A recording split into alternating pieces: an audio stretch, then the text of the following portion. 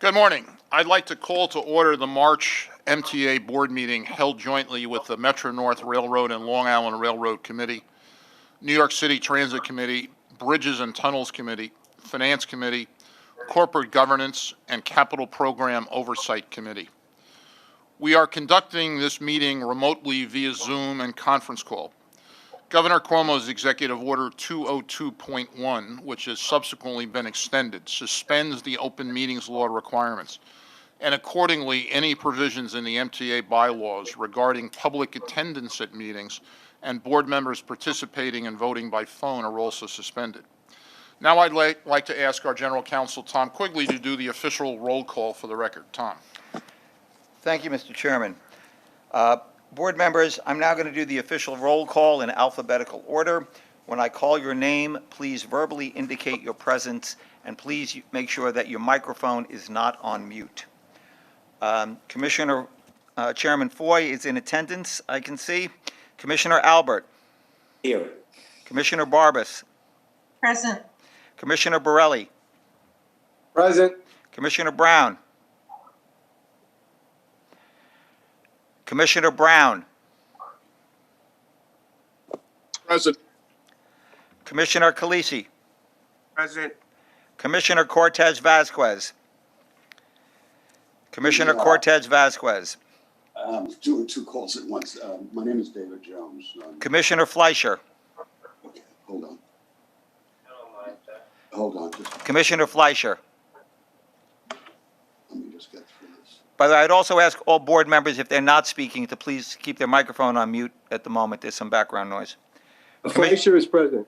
Thank you. Commissioner Glucksman. Present. Commissioner Herman. Present. Commissioner Jones. Yeah, present. Commissioner Lacewell. Present. Commissioner Law.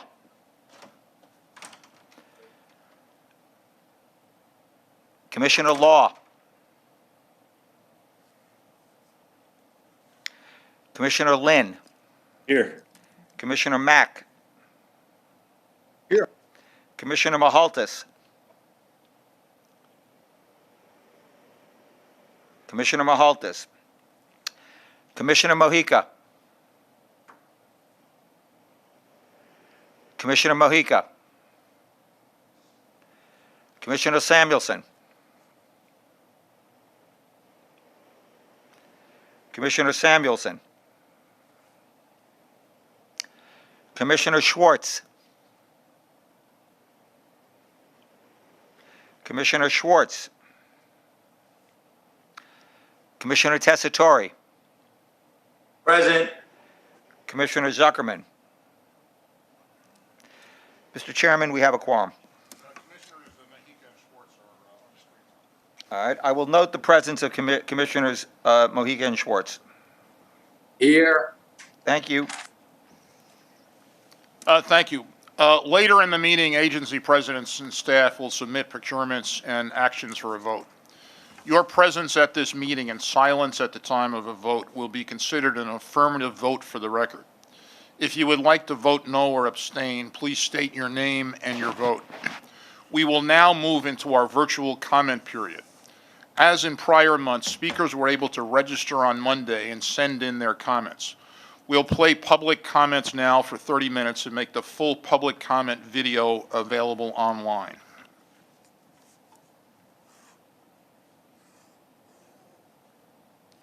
Good morning, everyone. We have 22 members of the public registered to speak today. The first 30 minutes of public comment will be delivered at the board meeting, and the remainder will be posted online for the public and the board members on Wednesday, March 17th, 2021. As a reminder, we ask that all public speakers adhere to the MTA's rules of conduct and decorum.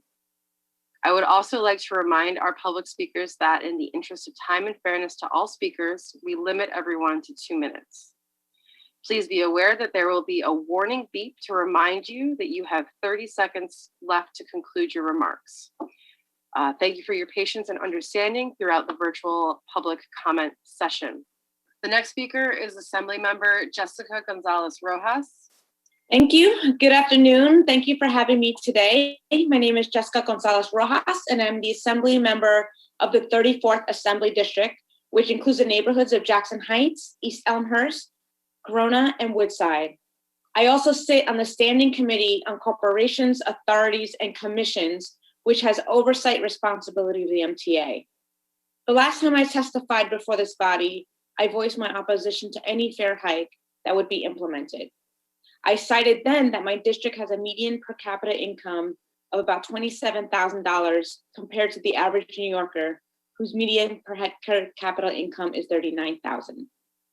I also shared that 63% of the residents of my community take public transportation to work. None of this has changed. New Yorkers have only struggled more since December, as they have only experienced ongoing unemployment, waited on lines for food, and waited for federal government to pass relief. This is heightened for many of our immigrant neighbors who has seen no relief from the federal government, who are excluded workers.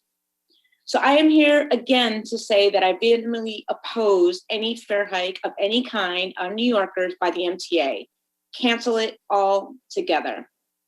I still maintain that we must restore the MTA service to 24/7. New Yorkers have things to do and places to go, and there's no excuse to inhibit this any further.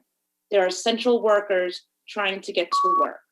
And finally, I have introduced legislation that will create an advisory committee so that cyclists and pedestrians can finally have access to the MTA bridges. I will be pushing for its passage. New Yorkers need more access, not less. Thank you so much. The next speaker is Councilmember Udanis Rodriguez. Thank you. I want to say thank you to the New York City Congressional Delegation, Majority Leader Senator Schumer, and everyone that played an important role to be sure that the MTA get the billions of dollars that we hope to deal with the financial crisis.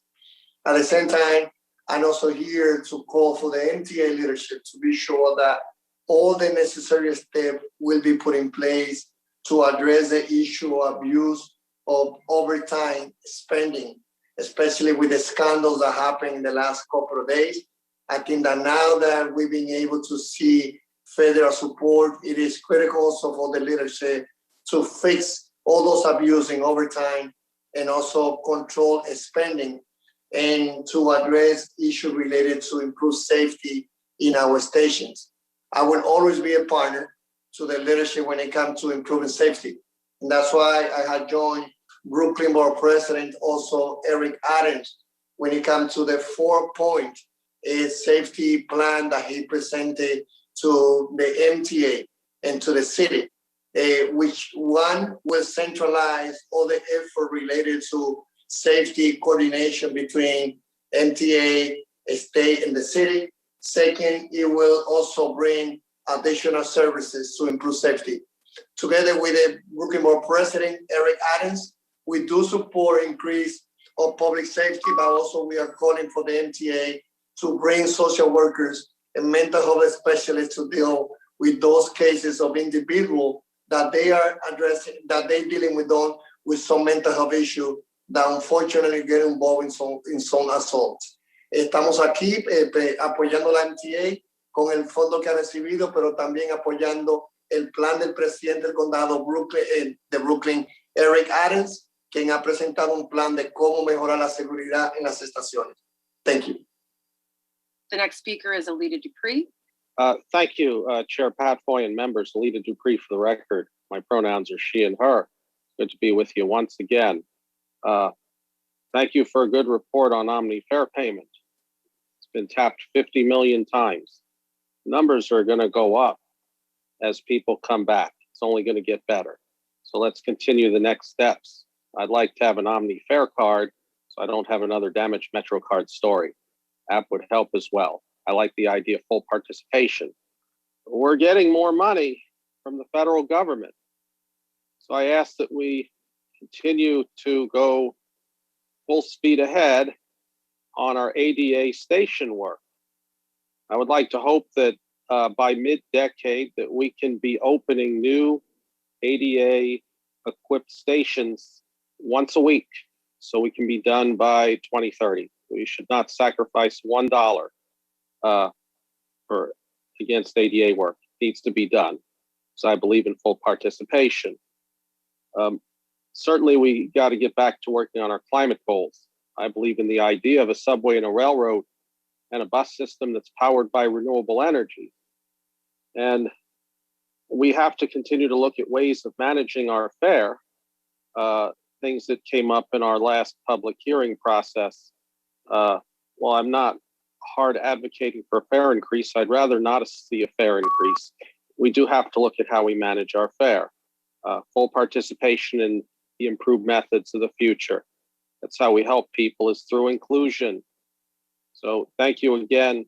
I look forward to the meeting, and let's rebuild. I hope to be back on the system soon. I had my first COVID shot last week. Thank you much. The next speaker is Rachel Foss.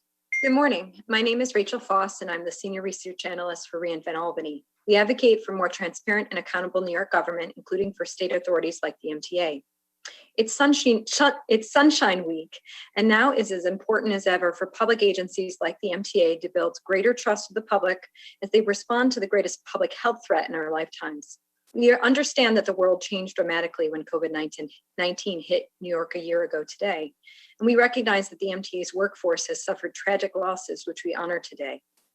The MTA has also faced the greatest fiscal crisis in its history, and providing the public with greater transparency of its finances is crucial to furthering public understanding of its financial needs and challenges going forward.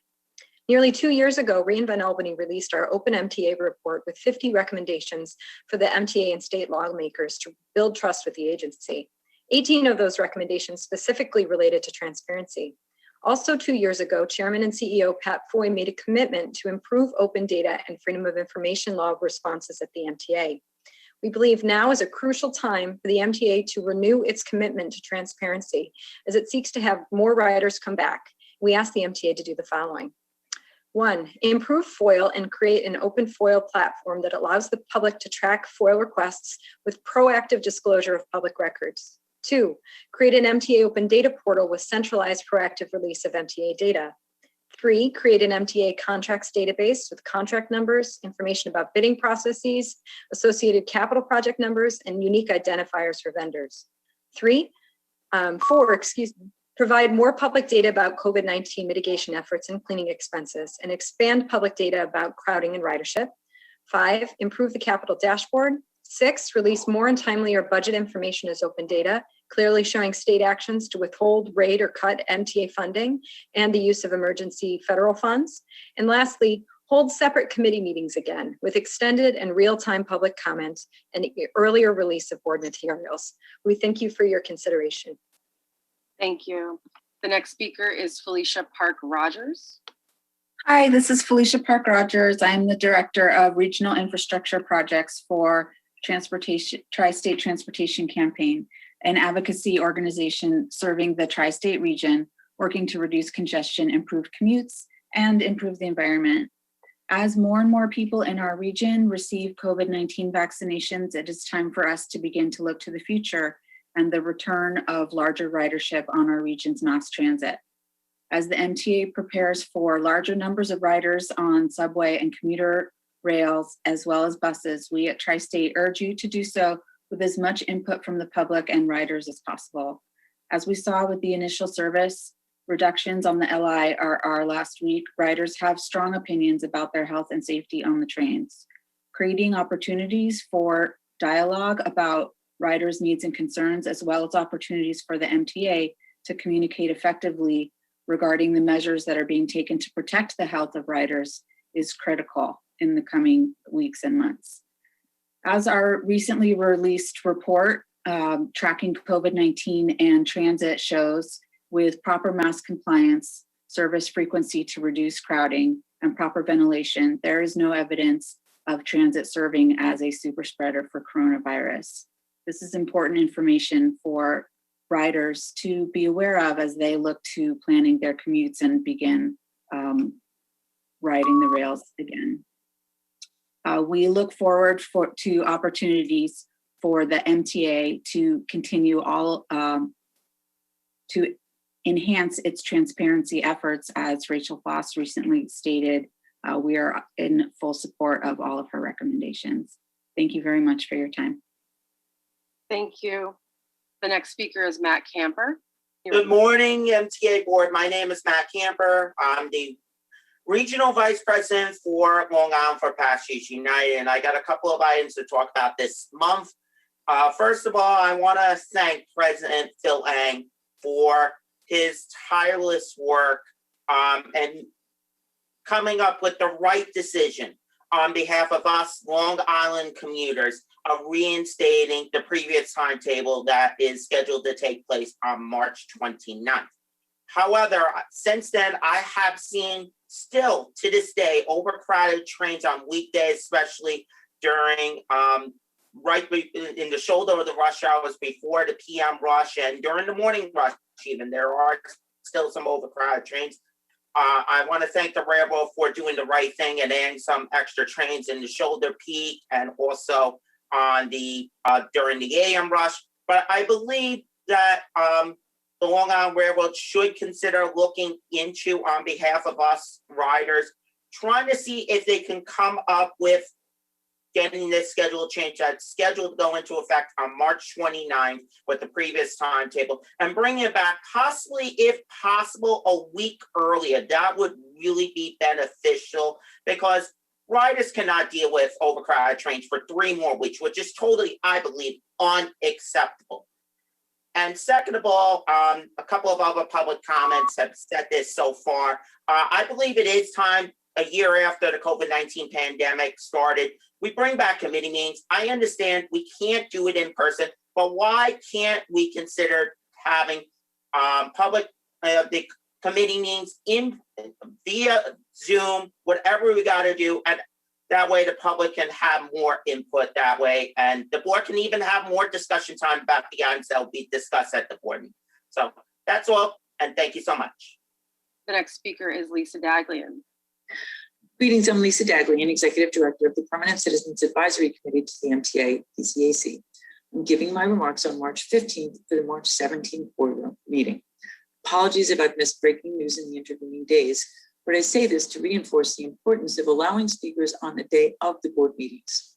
I'll also take this opportunity to urge you to reinstate committee meetings where so much valuable information is shared. This would go far to shine light on the MTA.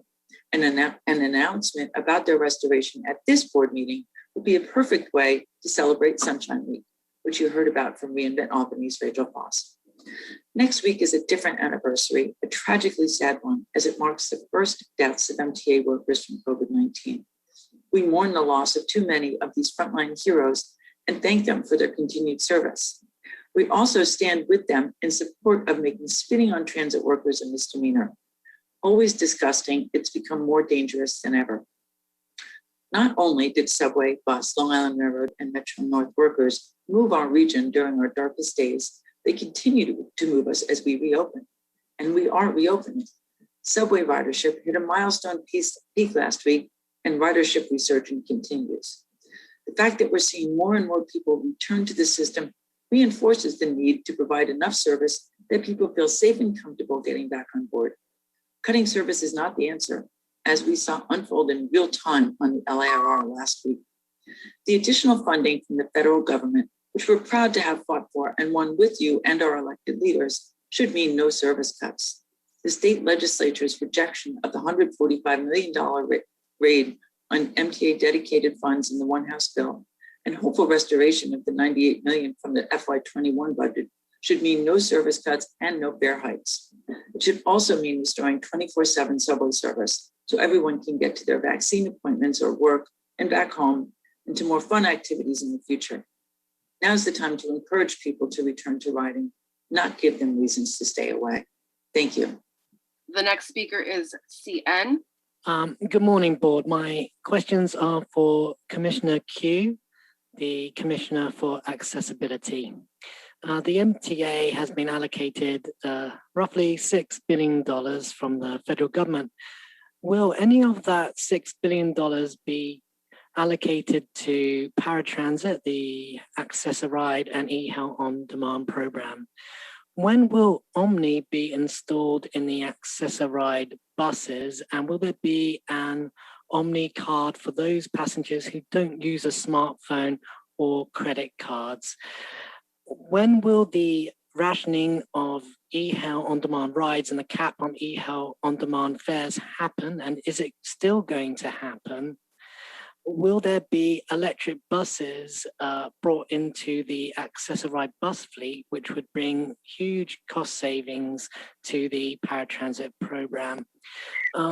So Access-a-Ride applicants get evidence of their mobility impairment from their doctors.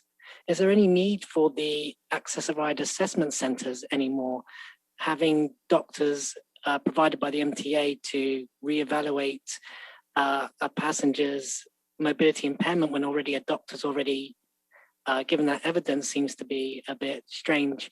And I think it's insultive to the passenger and to their medical professional. And a question for all the MTA board members. There was a pilot study in 2014 about alarm systems for people who fall onto the tracks. Please, could the public have the results of that pilot study? I would like to know which system was the best and how much it would cost to implement system-wide. Thank you very much. Have a good day. The next speaker is Lucas Wolpuck. Good day, MTA board members. I was very happy when the committee books were posted on Friday instead of Monday for the first time since last year. I'm very happy with the financial support given to the MTA under the American Rescue Plan and hope that the MTA can end this financial crisis sooner than later. I also want an Omni card be made available as soon as possible, as all stations and all buses have Omni readers. I still ask the MTA to find other ways of providing alternative service during the mainline shutdowns. The new Q98V and B98V buses are essential. I thank the MTA for creating them to shuttle people to and from the mass vaccination sites at York College and Medgar Evers College. Last week on Friday, I took the 555 Babylon train from New York Penn to Forest Hills. My train was full of people. There were 6 people standing at the door I was next to, and all of the seat rows were full. These people were very close together and weren't able to distance themselves.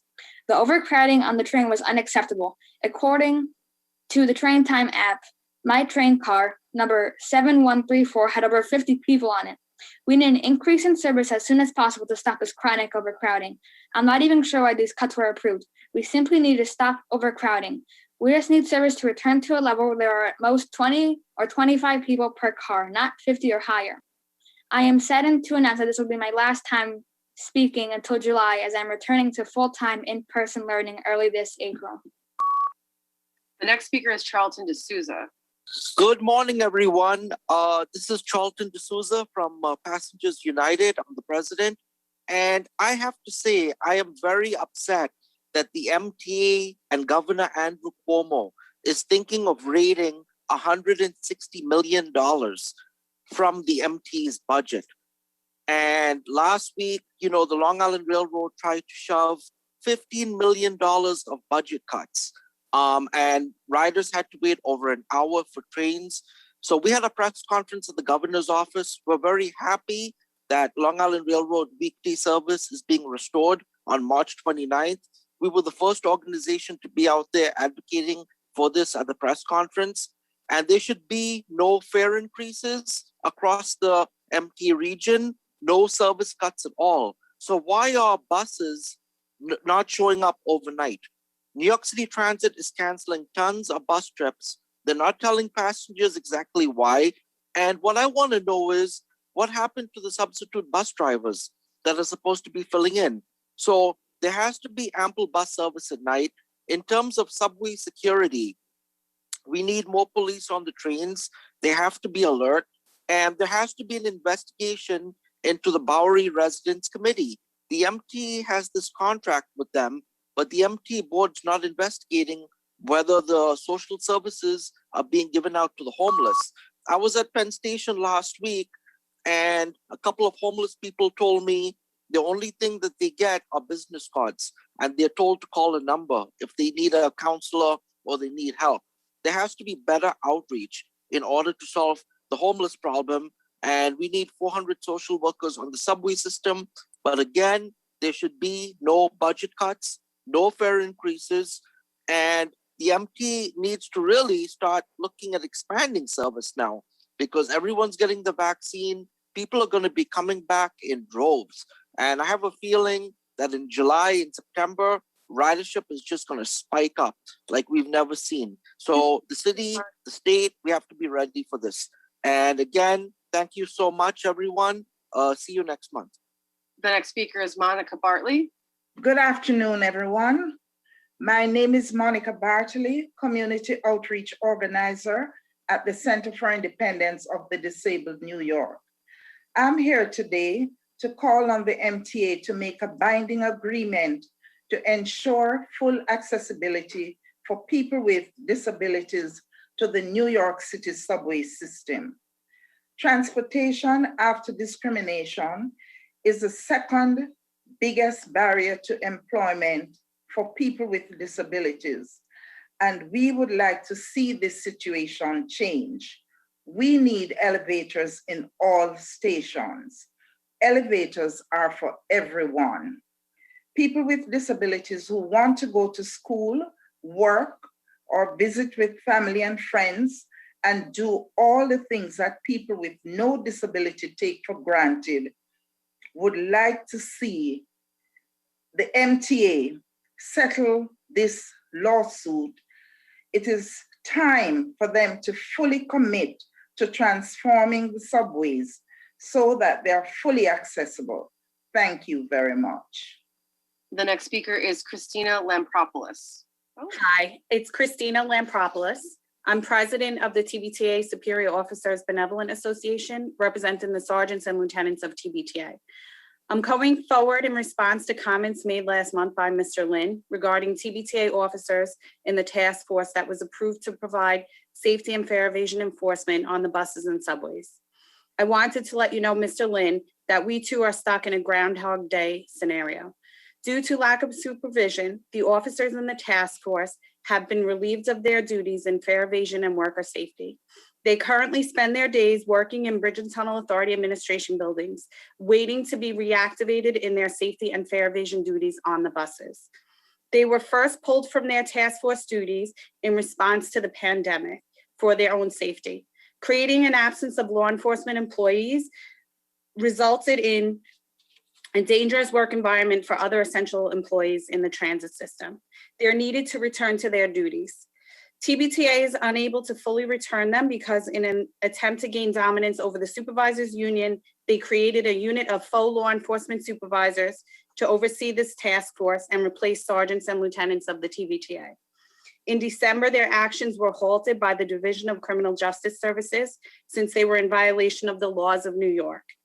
Someone from the MTA must step in and oversee TBTA in their blatant disregard for the laws of the state, the rights of represented employees, and the safety of transit employees and riders throughout the city. There are approximately 200 officers whose mission was rededicated to MTA employee safety and fare evasion. We have always been ready and willing to join this task force and join the effort to protect employees, riders, and MTA fares. We worked together with TBTA management to create a pilot program, but when it came time to sign a cooperation agreement similar to the one signed by BTOBA, they reneged. In allowing TBTA to continue their anti-union style of management unchecked, they are being allowed to get away with shameful waste of resources and a blatant disregard for employee safety throughout the MTA. Thank you for your time. The next speaker is Andy Pollock. Morning, Mr. Chairman, members of the board. I'm Andy Pollock from Passengers United. Two things I need to acknowledge regarding the Long Island Railroad. Number one, regarding Mineola. Last Monday, March 9th, we had an incident where workers were trapped inside a building during a demolition. Thankfully, in that incident, nobody was injured.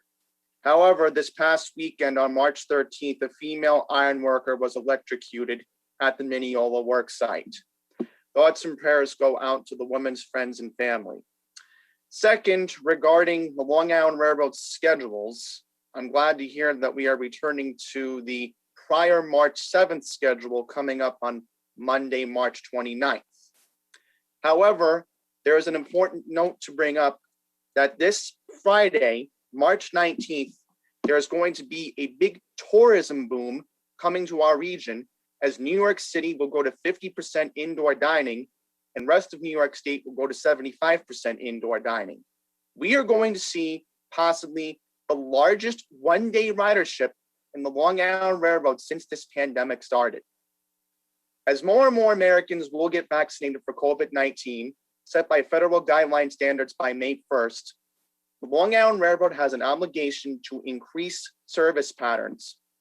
Hopefully, if all goes well, by the beginning of the third quarter and or the fourth quarter, we should hopefully see full Long Island Railroad schedules come back.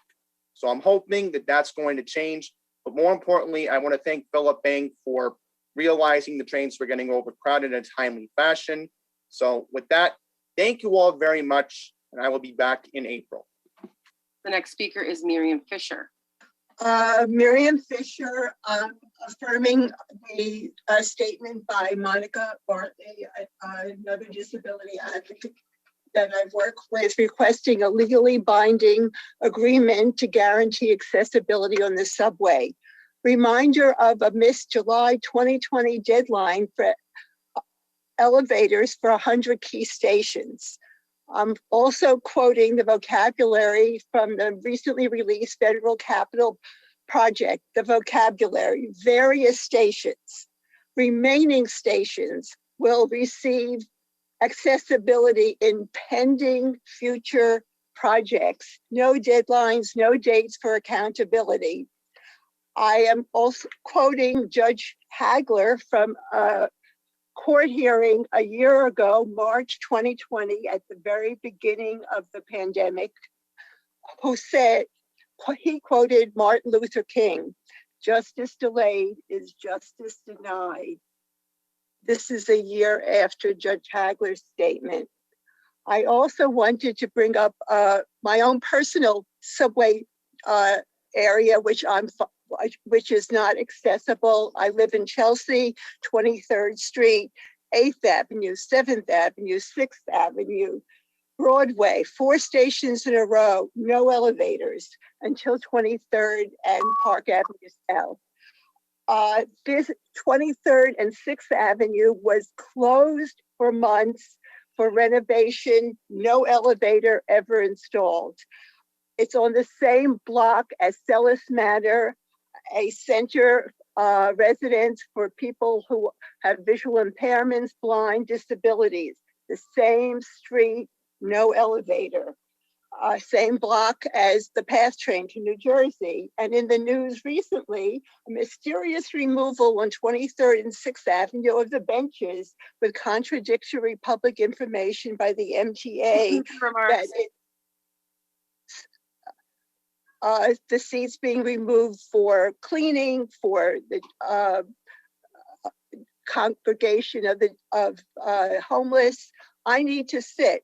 I need to sit. I have a bad back, bad knee. Thank you for listening. The next speaker is Ben Freed. I'm Ben Freed, Communications Director with Transit Center.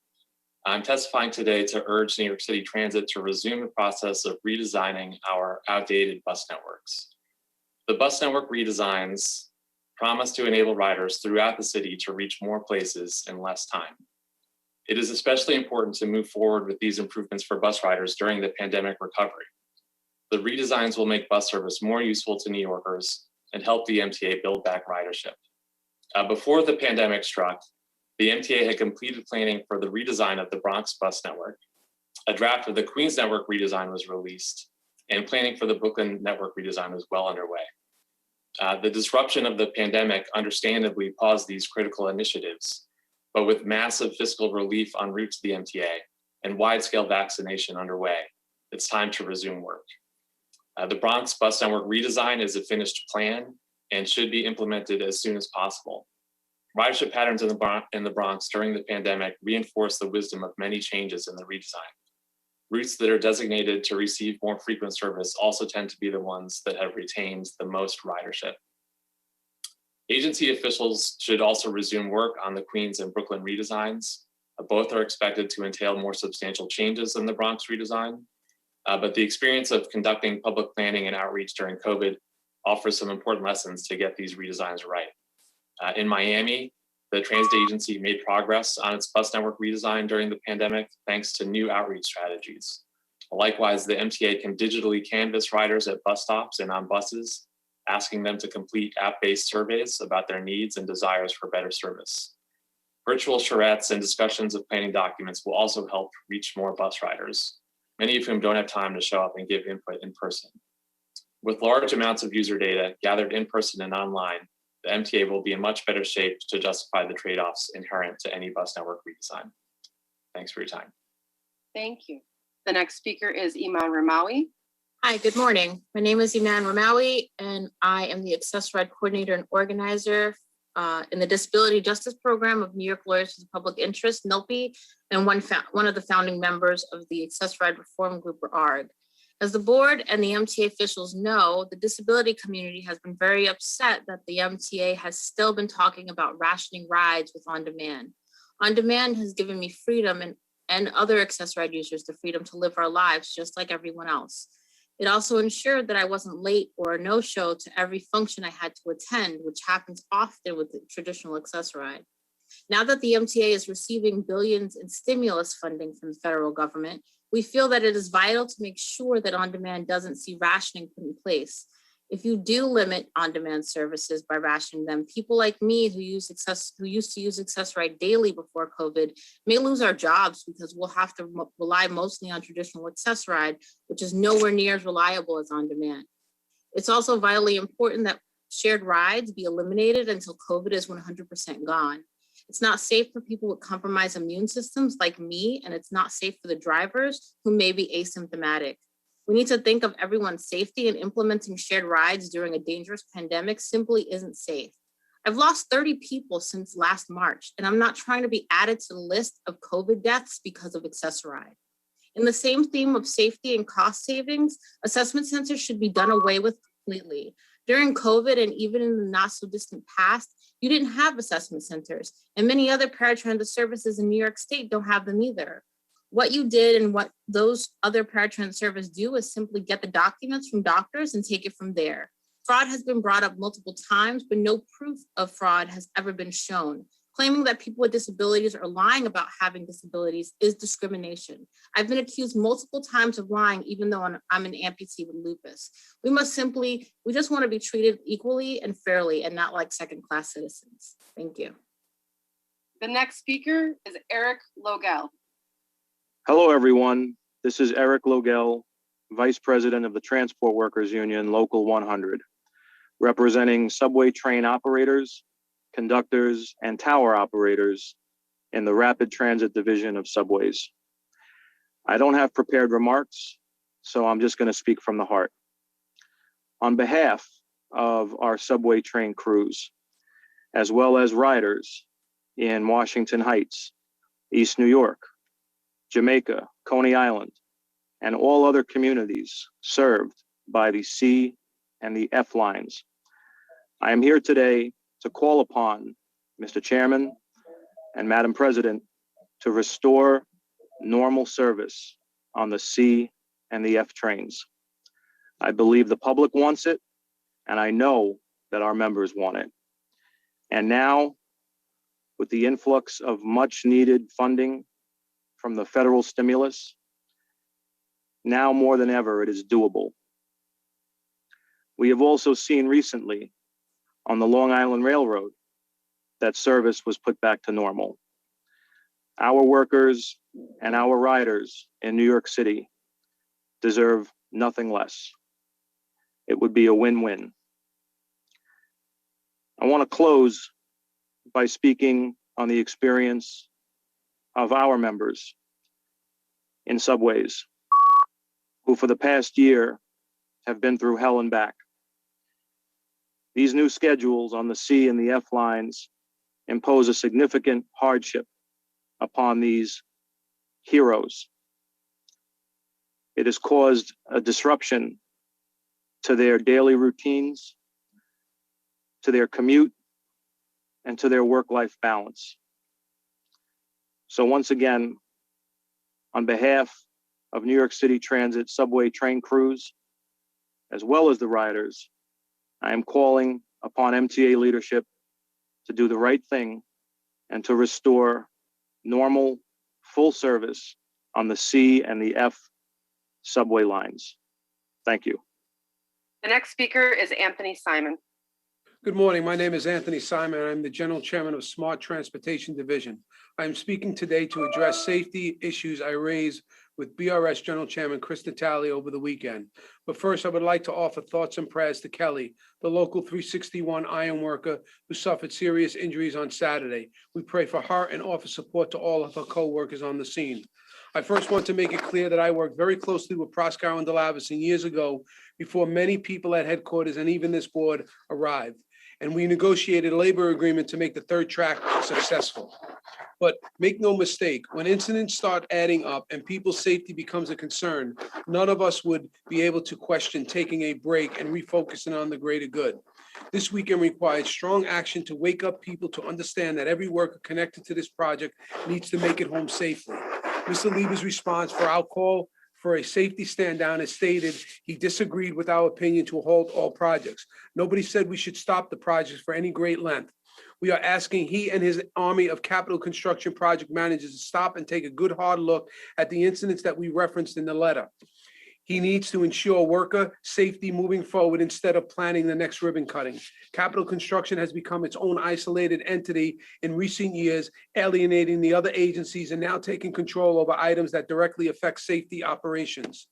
This continued theme of hiring more and more high-level positions and promoting outside work while doing nothing to build on the in-house workforce is destroying the future of the MTA.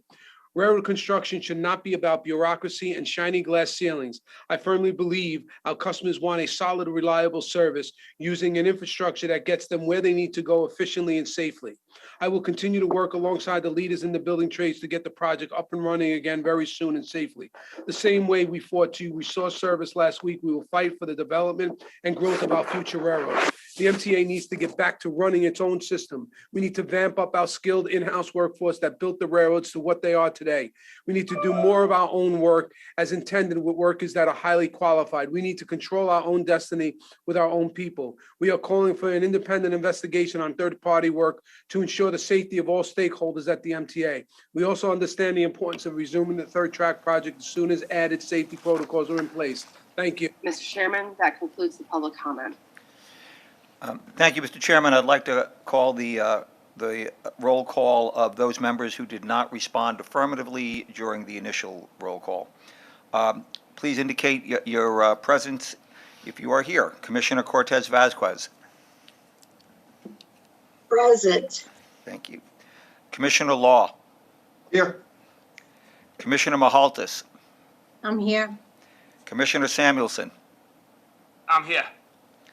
Commissioner Zuckerman. Here.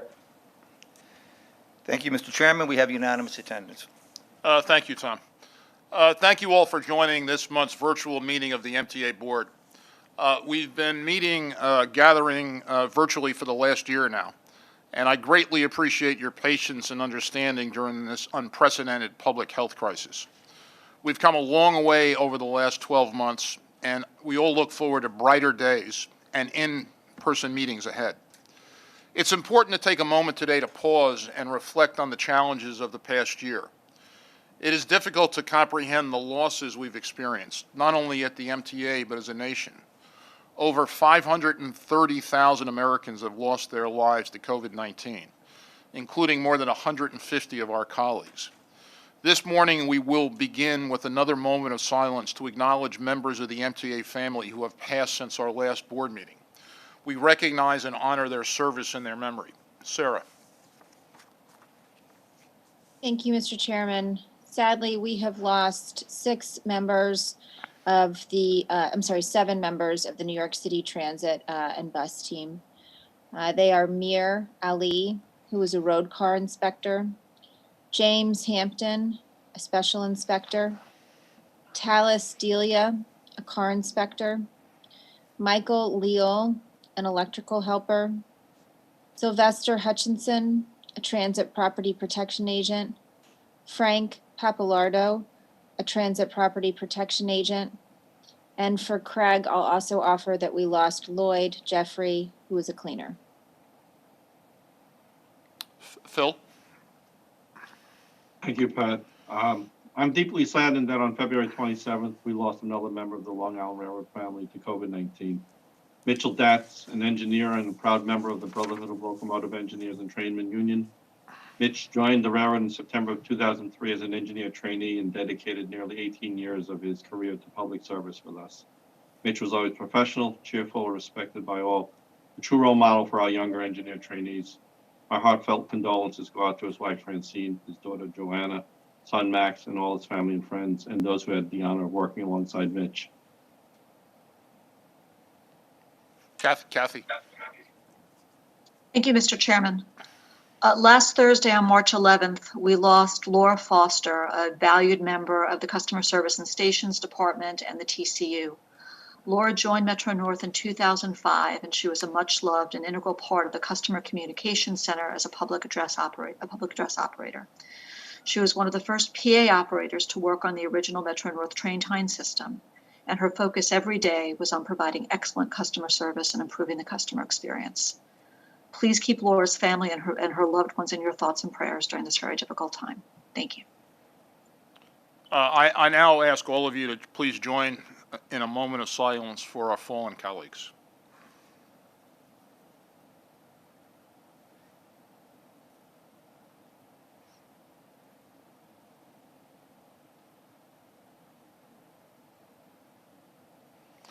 Thank you.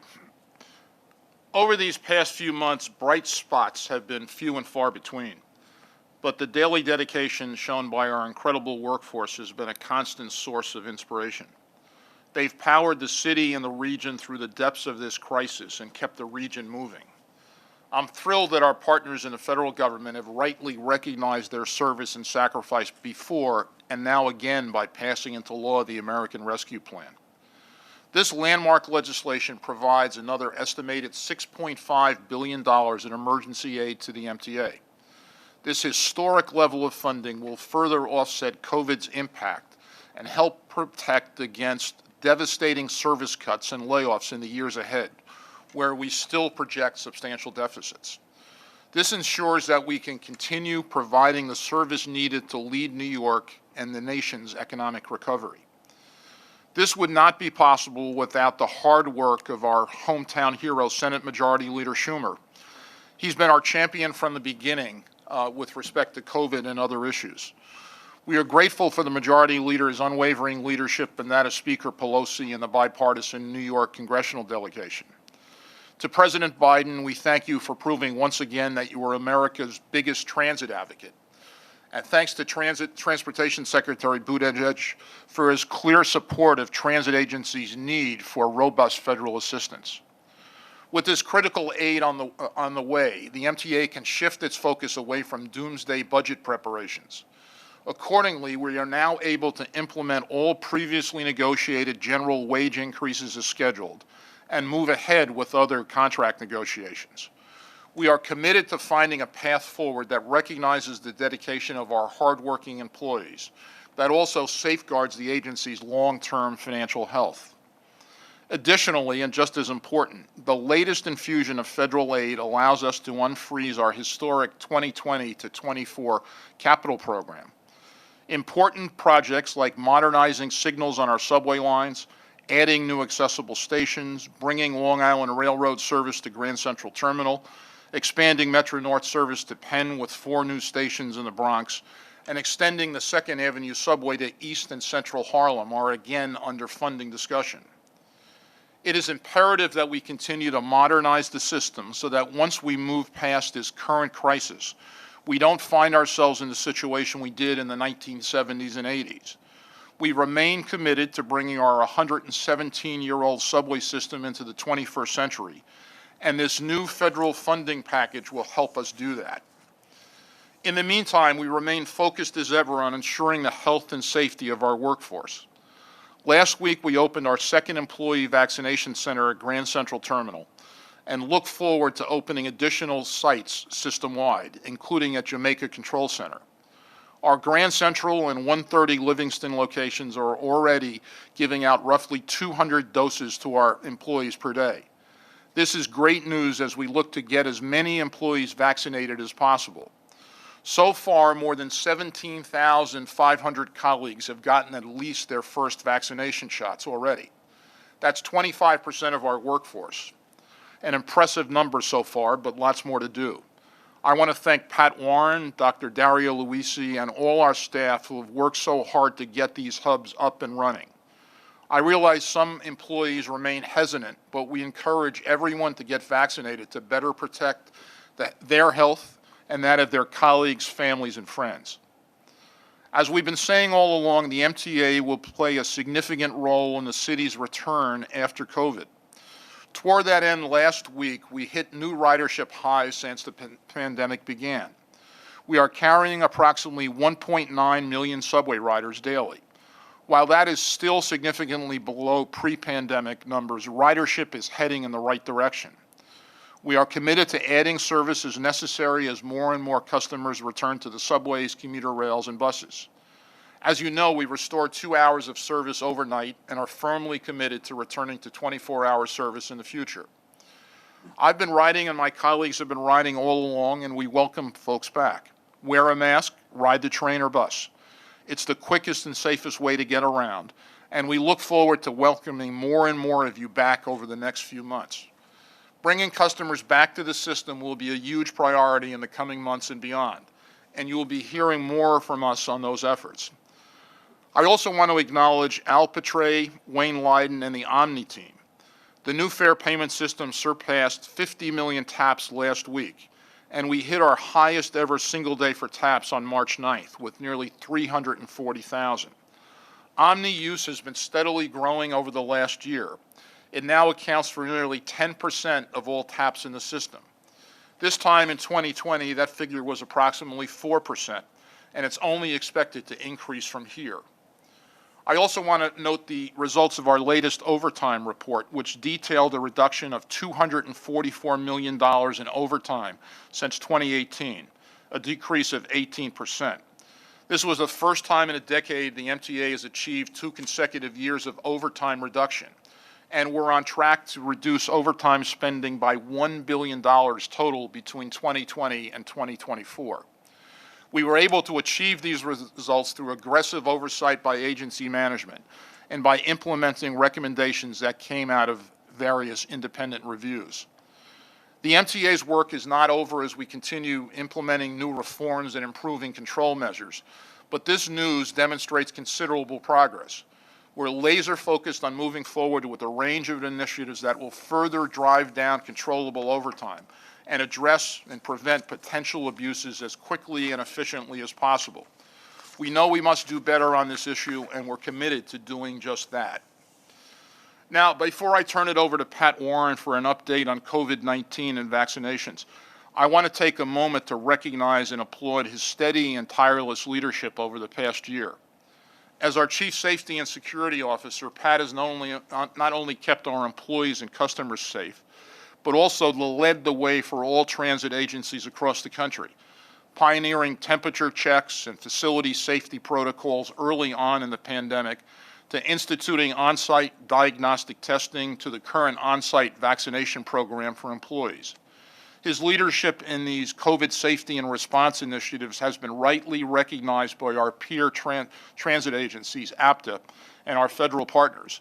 And I want to thank Pat, Carl Hammond, Dr. Dario Luisi, and our entire safety team for their work. Pat, over to you. Thank you. That's very kind. As is always the case, the safety of our employees and customers is paramount. The number of COVID-19 cases in New York City remains of great concern. Currently, the city's positivity rate for infection hovers above 4.2%. MTA's rate is 2.9%, and we averaged 33 new cases per day over a 7-day period. We continue our on-site diagnostic testing, and together with aggressive contact tracing efforts, our workforce availability remains strong. Consequently, operations remain largely unaffected due to availability. To date, we have conducted over 35,000 diagnostic tests since we began our on-site program last fall, and are averaging over 1,000 tests per week currently. Pursuing the vaccination of our workforce is one of our current major efforts. Our workforce takes advantage of the growing number of city, county, and state vaccination centers. Further, over the last 3 weeks, we have opened 2 sites of our own at Livingston Plaza in Brooklyn and at Grand Central Terminal in Manhattan. And we will open a third MTA site near Jamaica Center in Queens next week to support vaccinations of our workforce. We have plans to open at least one more center in East New York, vicinity of Broadway Junction. All of these sites are run with the support of our partner, Mobile Health. As of today, over 18,000 of our 70,000 person workforce have been vaccinated. You just heard that's just over 25% of our population. Our percent of employees vaccinated is 3% higher than New York and double that of the United States as a whole. We are on target to having about 25,000 members of our workforce vaccinated by the end of the month. This is a terrific start. However, we recognize there is much more work ahead of us to further protect our workforce. We further highly encourage everyone to pursue vaccination for all of our safety. As is our standard, we continue the many protocols previously established to protect our employees and customers, to include the distribution of millions and millions of masks, as well as other PPE to our employees and customers. Further, we continue our daily cleaning and disinfecting of stations, trains, buses, paratransit vehicles, and employee workspaces. Likewise, the air filtration enhancements we have implemented in facilities, trains, and buses, together with the pilot projects, remain a centerpiece of our efforts to protect our employees and customers. Together with social distancing, mask usage remains a critical defense against contracting and spreading the virus, according to the CDC.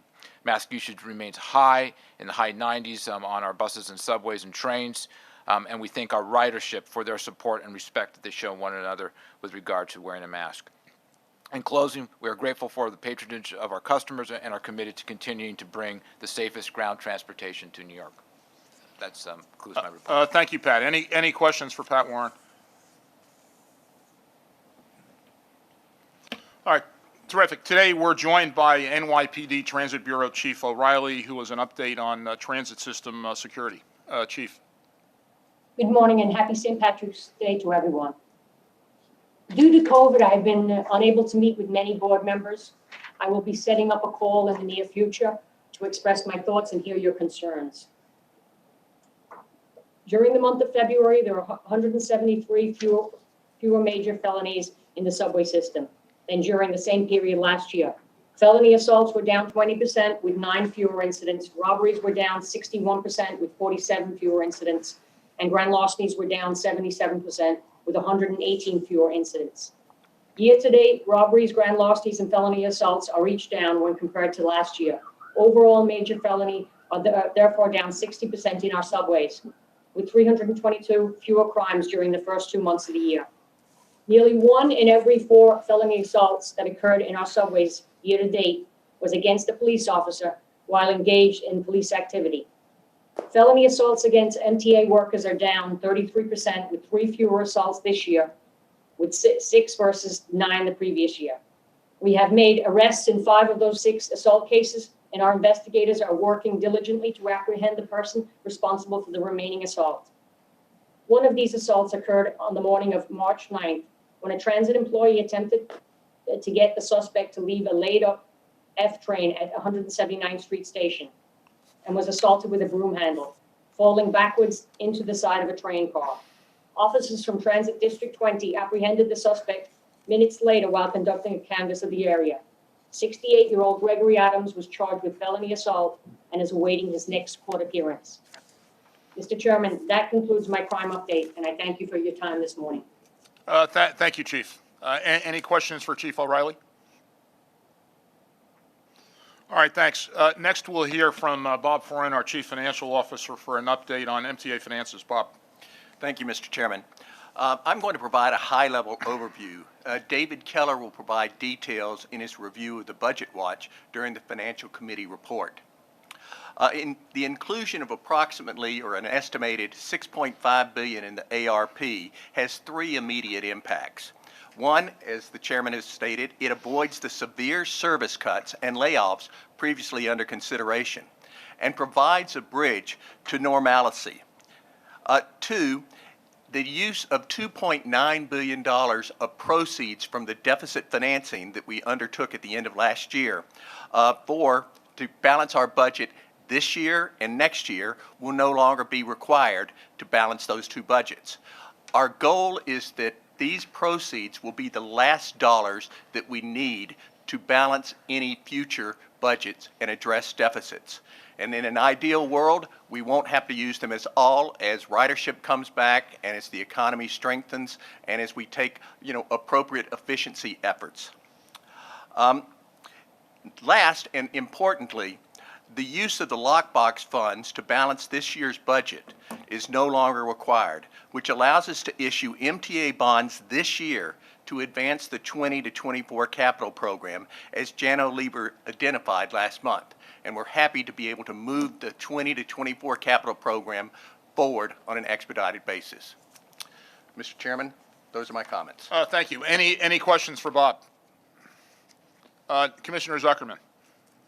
Thank you. Bob, when you say we're going to move the capital plan forward on an expedited basis, can you be a little more specific, unless we, Mr. Chairman, haven't occurred in this conversation today to discuss it in more detail?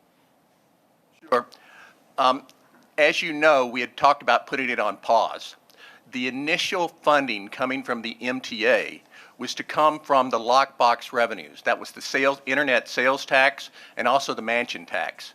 Well, the legislature gave us permission to use those two sources of funds last year and this year to help balance our operating budget. Hence, those monies were not going to be able to support a bonding program. And again, that was the first step of our program to move the 20 to 24 capital program forward. Pre-pandemic, those two revenue sources were identified to provide about $10 billion of the funds for the capital program. Congestion pricing was to provide another $15 billion. So those were critical funds. With this, we can move forward on the first part of that. And so we'll see what we can generate, but it should certainly be a significant amount of bond proceeds this year as opposed to having to wait to next year. That's great to hear. And Bob, what you and Pat and this whole team has done to raise funds from the right sources in the right way has been extraordinary. I would lay a very parochial comment at your feet, which is Pat mentioned a number of the major projects that are important to keep forward, and they are incredibly important for this region. But there are those of us, and speaking for myself representing Putnam County, that we have some very small projects that represent smaller places. I sit at the Garrison train station. It was falling apart before COVID. It continues to fall apart after and during COVID. So does the Southeast Station. I look forward, as the capital budget that we put together has in those items for smaller areas as well as larger, that we are judicious and fair as we allocate those still limited resources. Amen, Neil. Commissioner Lynn. Yes, thanks, Pat. Let me begin by also complimenting the extraordinary work of so many employees of the MTA, and also recognizing the extraordinary suffering of so many employees, of what they've gone through with the COVID-19 crisis. It is tragic to hear again today the number of deaths that have occurred since the last meeting. Just horrendous what we've gone through. But at the same time, it is certainly worth recognizing the spectacular news on the federal assistance and the Budget Watch numbers on MTA revenues and expenditures. Seems to me that in many ways our current year and our financial plan really looks better than certainly any time since I've been on the board, and maybe historically looks terrific. And I think that really gives us a chance to think programmatically and creatively about where we go forward. I also want to mention Kathleen Riley, Chief O'Reilly's comments, which is reflected, I think, on page 89 of the transit report. This 60% reduction of serious crime at a time when there's so many reports of nationally what's going on with crime is simply extraordinary, and I think is the opposite of evidence of a runaway crime in the New York City subways. And I think that we should be celebrating these extraordinary numbers of the last 2 months, certainly hope that they continue, but also recognize that this is very, very different from what we read daily in the tabloids, a dramatic change. I also want to say that that on the overtime issues, as many know, I've been asking for data from the MTA since December. I received some very helpful data this morning, about an hour before the board meeting. And I think while there's no question it is good what is happening in overtime, I think it suggests, if you look at the analysis, the way Empire Center generally looks at the data, that there are a number of areas and workers that continue to earn hundreds of thousands of dollars of overtime. And we need to systematically look at that and see what changes make sense. And there's no question that overtime is down. That is terrific. But of course, so is lots of what we're doing going on based on the dramatic decrease in ridership. But are we focusing intelligently on the issues and coming up with strategic approaches? So I said last month, and I'll say it again, we have a unique opportunity to re-envision public transit, whether it is in the area of crime and alternative approaches on crime, whether it's on overtime, whether it's service delivery, all of those things. The fact that we've gone through this budget crisis and we have this moment of time to look and explore. We should not waste, we should not squander the opportunity to re-envision what we're doing. And I'm certainly hopeful over the next several months we engage in that process. Thank you. Thanks, Bob. Before I turn over to Jano for report in C&D, I do want to acknowledge a serious accident that occurred over the weekend. This past Saturday, contractor crews were working on a pedestrian bridge at Mineola Long Island Railroad Station when the incident occurred, seriously injuring an iron worker who was on the structure. She was immediately rushed to the hospital, Winthrop Hospital in this case, which is a couple of blocks from the site. Rushed to the hospital in critical condition, and our thoughts and prayers continue to be with her and her family as she recovers. Safety of our employees, customers, and everyone who is working on an MTA job has been and always will be our first and foremost priority. Everyone here does critically important work in moving the region, and it's our priority to make sure that everyone coming to work goes home safe. Jano will provide a brief overview of the incident and steps we are taking. But let me be clear in repeating, safety is always our top priority. I also want to be clear that incidents like this are rare at the MTA, but one is too many. We have a strong track record of safety, but we also take every incident with the utmost seriousness. And we've immediately launched a full investigation into this incident and are working with outside parties such as the FTA as well. I've directed that the MTA engage an independent safety consultant to review and advise on recommendations to the safety requirements and protocols to ensure they are effective and of the highest standards. That independent safety consultant was retained yesterday. Work on this project has stopped. Jano appropriately stopped it pending these investigations. I want to thank Pat Warren, Jano, Phil Lang, and the entire team for responding swiftly and appropriately, and we'll continue to keep you updated. Jano. Mr. Chairman, you asked that I provide a little detail on the incident itself. So I've asked Tom McGinnis, who is our project director for the Third Track project and a very experienced construction leader, to do that. So we're very clear, and then I'll make a few comments. Is Tom McGinnis on, please? Yes, thank you, Jano. And good morning, everyone. On the weekend of March 13th, the Third Track project was working under a double track outage through the 10-mile corridor of the project. The reason for the track outage was for the removal of recently decommissioned specialized track work at the former Nassau 1 interlocking. What we've done, and we've done previously on this project, is when we have a suspension in service such as that, we identify other operations that can be completed where we're improving safety of that work by doing so without an active railroad alongside of us. This past weekend, we had 17 such operations scheduled throughout the 10-mile corridor. In Mineola, we had work scheduled at the Mineola station, which is being reconstructed. The operation for the day was to deliver a pre-assembled pedestrian bridge to the site, assembled off-site. That bridge would be lifted into place with a large crane a Libra 1250, but a good-sized crane, picking this bridge into one pick, setting it up on top of pedestals previously constructed, and bolted into place. And that was the work scheduled for the day. That work took place, followed engineered plans, and was completed about 9 a.m. in the morning. When the work was done, there was a decision made to set an additional piece of steel, a single column. It's our understanding this work was addition to what was originally scheduled and not originally planned for the day. In positioning this steel, that the crane boom was maneuvered and positioned in a manner such that the boom and the mainline cable came in close proximity to overhead energized high tension electrical lines.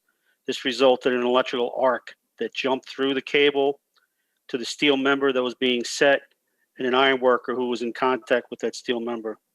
The injured worker was transported to nearby NYU Winthrop Hospital.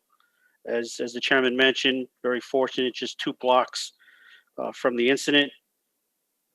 And it's our understanding she remains there in serious condition. Immediately after this incident, all work on the project was ordered to stop and remain suspended as we do continue a thorough investigation into this incident. We are looking right now to identify all factors that may have contributed to this incident and also to develop and implement additional safety procedures that must be put into place to prevent similar accidents from going forward. And as this is going on, our thoughts continue and our prayers stay with the injured iron worker, and we are wishing her the best for a full recovery. Thank you. Thank you, Tom. As the chairman said, but I think it is in our entire culture, safety is the sine qua non of any work. And when you have an accident of this seriousness, you have to stop and examine what went on, what were the contributing factors, and to make sure that you have protocols and procedures that prevent that kind of thing from happening ever again. I don't want to get into the specifics, but we have already identified some protocols and procedures that were not properly observed in the sequence that led to that terrible accident.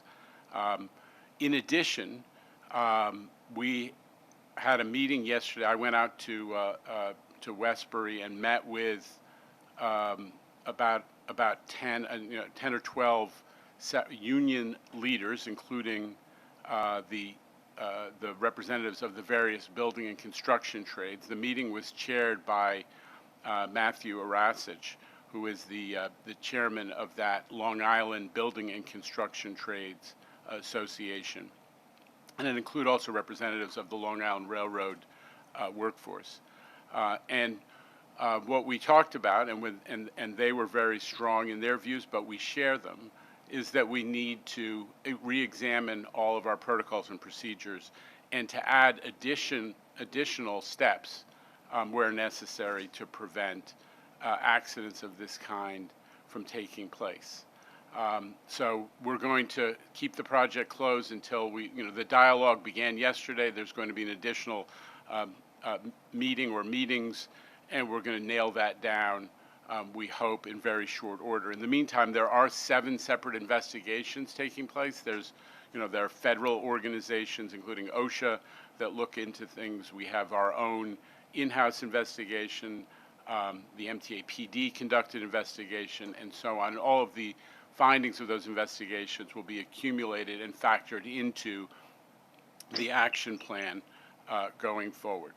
I do want to underscore a couple things, though, which is that the project itself, I mean, one of the things that makes this project important and special is that it is so focused substantively on safety, delivering, in addition to the safety of the construction, which is paramount. The fact that this project has already delivered the closing of 8 grade crossings, which among them had seven accidents, 7 fatalities in the years leading up to the initiation of the third track project.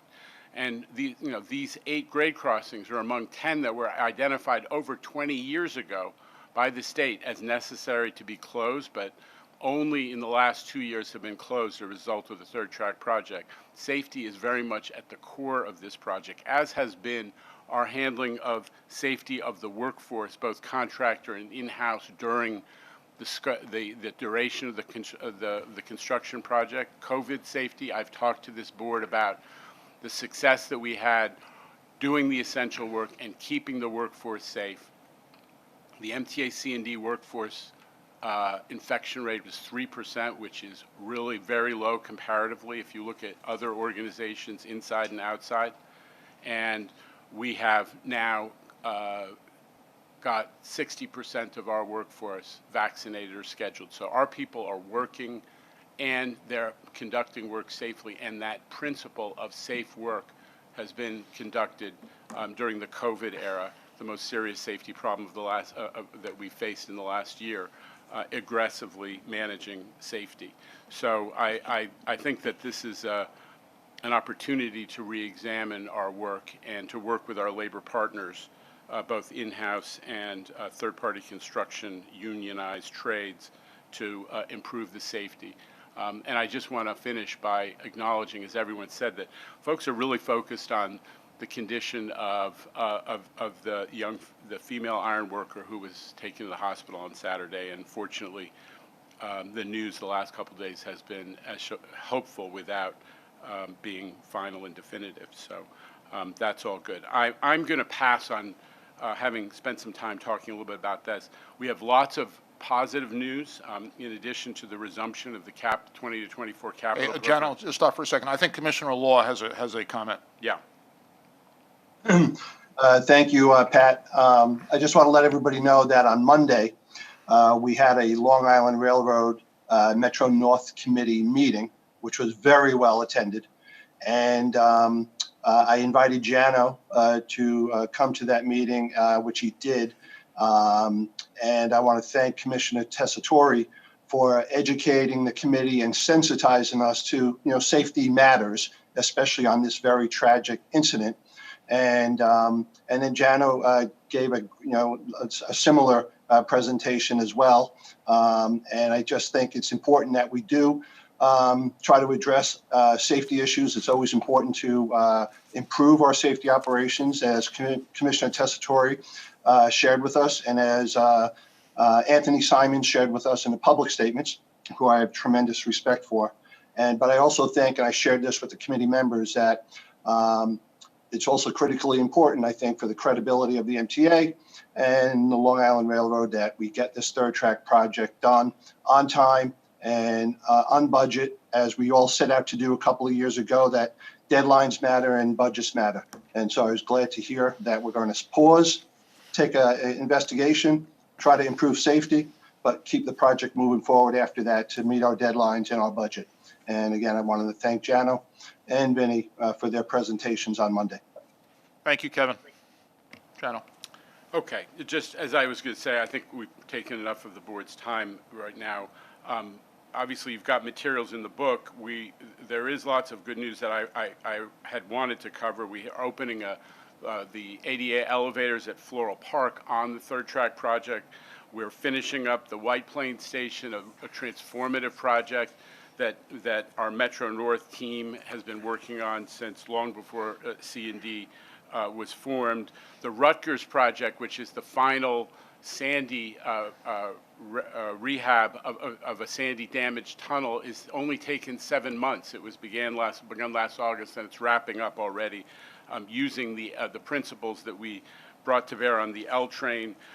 We have, in tandem with the City Council and the City of New York, our transit-oriented development team has developed a zoning for transit accessibility program, which for the first time would truly put us in partnership with the city's land use authorities to get elevators out of development projects. And we had another month I'll present to you what we've done with the External Partners Program, taking an area where the MTA had struggled in the past, which is handling outside development that impacts on our service, and turning it into a success story where we've instituted a fee system. We've already collected $1 million from an area where the MTA historically lost a lot of money and struggled to meet with the demand. So there's lots of good news, but I'm going to leave it at that and pass on the PowerPoint and come back to you with some of that another month. Thank you. Thanks, Jano. Any questions for Jano on the material in the book? Just a quick comment, Pat. Andrew. I think it's terrific, all the work that is going on, and to try to do it more safely is obviously very important. Something that might be overlooked and that I've noticed on occasion is that the signage for GOs and major projects sometimes isn't put up and taken down in a timely fashion. And sometimes it actually isn't accurate, as a recent weekend job on the 7 train showed us all. So I just hope that people are going to be watching the signage and the alerts that riders receive for many of these projects and check on it and make sure it's accurate, put up, and taken down in a timely fashion. Thank you, Andrew. That really is an important point. It's one of the benefits of our new, all of the digital signage we're putting in the system, that we can really get more visibility and make sure to get it right in terms of when it goes up and when it comes down and so on, that the paper signs don't permit. So I very much appreciate the comment. Thank you. All right, good, thanks. Let's move on to the minutes of the February joint meeting. Sorry, Commissioner Brown. Sorry, Commissioner Brown. And it really is without addressing the safety meeting Jano held with Anthony Simon and the building trades guys, which I assume is you guys addressed some very serious issues there. But what I'm curious about is when you're getting to the root causes of this incident, is design build itself part of what's going on here? Was this, a subcontractor cutting corners? That's certainly what it sounds like to me. And, and the subcontractors tell me they're tortured by the design build system. They beat the subcontractors down, so the subcontractors look to cut corners. But is that part of your review? And is design build in any way implicated in this particular incident? Look, in fairness, we're still in the investigation stage. So as Tom McGinnis indicated, there was some work that was not planned for the weekend that was performed. So the first stage, and it was performed in violation of protocols. There was a safe work plan that was associated with that work. There was a work plan associated with that work that was not present, that was not utilized in this performance of the work. So the first investigative process is to determine how did that come to pass that work was performed at all? Why were the procedures not followed? And then we can, explore the motives of the folks who are responsible for those decisions. Right now, I think it's premature for me to comment on the hypothetical, but it's a fair question, and happy to get into it once we've gotten to the bottom of what actually transpired. Thank you, Jano. Anybody else? All right, let's move on to the minutes of the February joint meeting, and minutes from each committee have been distributed to all members. They're also on the website. Are there any corrections or omissions? If not, I move to approve the minutes. Do I have a second? Second. Thank you. All in favor? Aye. Minutes are approved. Next, I'm going to call on Phil Lang to report on the Long Island Railroad. Phil. Thank you, Pat. As we celebrate Women's History Month, it's only fitting that I acknowledge Mary Lou Santoro, who is retiring after 41 years of public service at the railroad. Mary Lou started in 1980 at what was then the Long Island Bus, before joining Long Island Railroad in 2005 as manager of pensions. She excelled in several roles, including senior manager of audit and quality control services, director of HR business and retirement services, and as she steadily rose through the ranks before becoming our senior director of HR. In these roles, she oversaw the streamlining of pension data and was instrumental in the successful implementation and auditing of the new PeopleSource pension administration system for multiple MTA agencies. Mary Lou has gone above and beyond when the pandemic hit New York and our agency as she directed HR response to COVID-19, a truly monumental task. I could always go to Mary Lou and get immediate answers. We are grateful for everything she has brought to the table for us at the railroad all these years, and certainly for the better of it. We'll miss her, but we wish her well in the next chapter of life. And as we've done since the beginning of the pandemic, we have been adjusting service to support the changing ridership patterns with each service plan implemented. We're always committed to and made further adjustments as needed. And while we've made adjustments to the March 8th schedules and ridership continues to hover around 24-25%, I felt it was important to restore previous levels of service based on the invaluable feedback from our riders. The March 8th timetable was developed to allow us to accomplish a series of critical infrastructure projects. Several of these did start on day one. One major example is the vital state of good repair work, consisting of rail replacement and concrete ties for the Port Washington branch. And as we finalize a plan for the March 29 schedule, such work necessitates rewriting train crew assignments for approximately 366 employees to support the successful restoration of service. This is an aggressive but achievable timeline with the aid of our labor partners. And with a focus on getting more and more Americans getting vaccinated, I look forward to the continued reopening of businesses and the return of riders that rely on mass transportation. With that, we remain committed to providing our customers more and more information that will assist them as they return. We have taken the new technology used to give our riders real-time loading and added a new level of granularity for them. We've added actual passenger counts for each car in a train that is updated continuously as riders exit or board. This can be viewed prior to boarding or while already on a train, allowing riders to pick and choose cars with more capacity. And everyone has a different level of comfort, so we are going even further. Last year, we provided seat availability on our platform signs in Jamaica. Now we expanded this across all 124 stations. Here you can see the platform sign at New Hyde Park with seat availability. Now customers can access this information not only on the Long Island Railroad Train Time app, but they can simply now look up while they're standing on any platform and see where the best place, the least crowded part of the train are, where they can board and have the most personal space available. And we know riders often board where most convenient, but not always where there is most room. This data now triggers an automated platform announcement that customers will hear when approaching train is unevenly loaded. I have an example here of what customers heard on Monday as they waited a train Penn Station bound.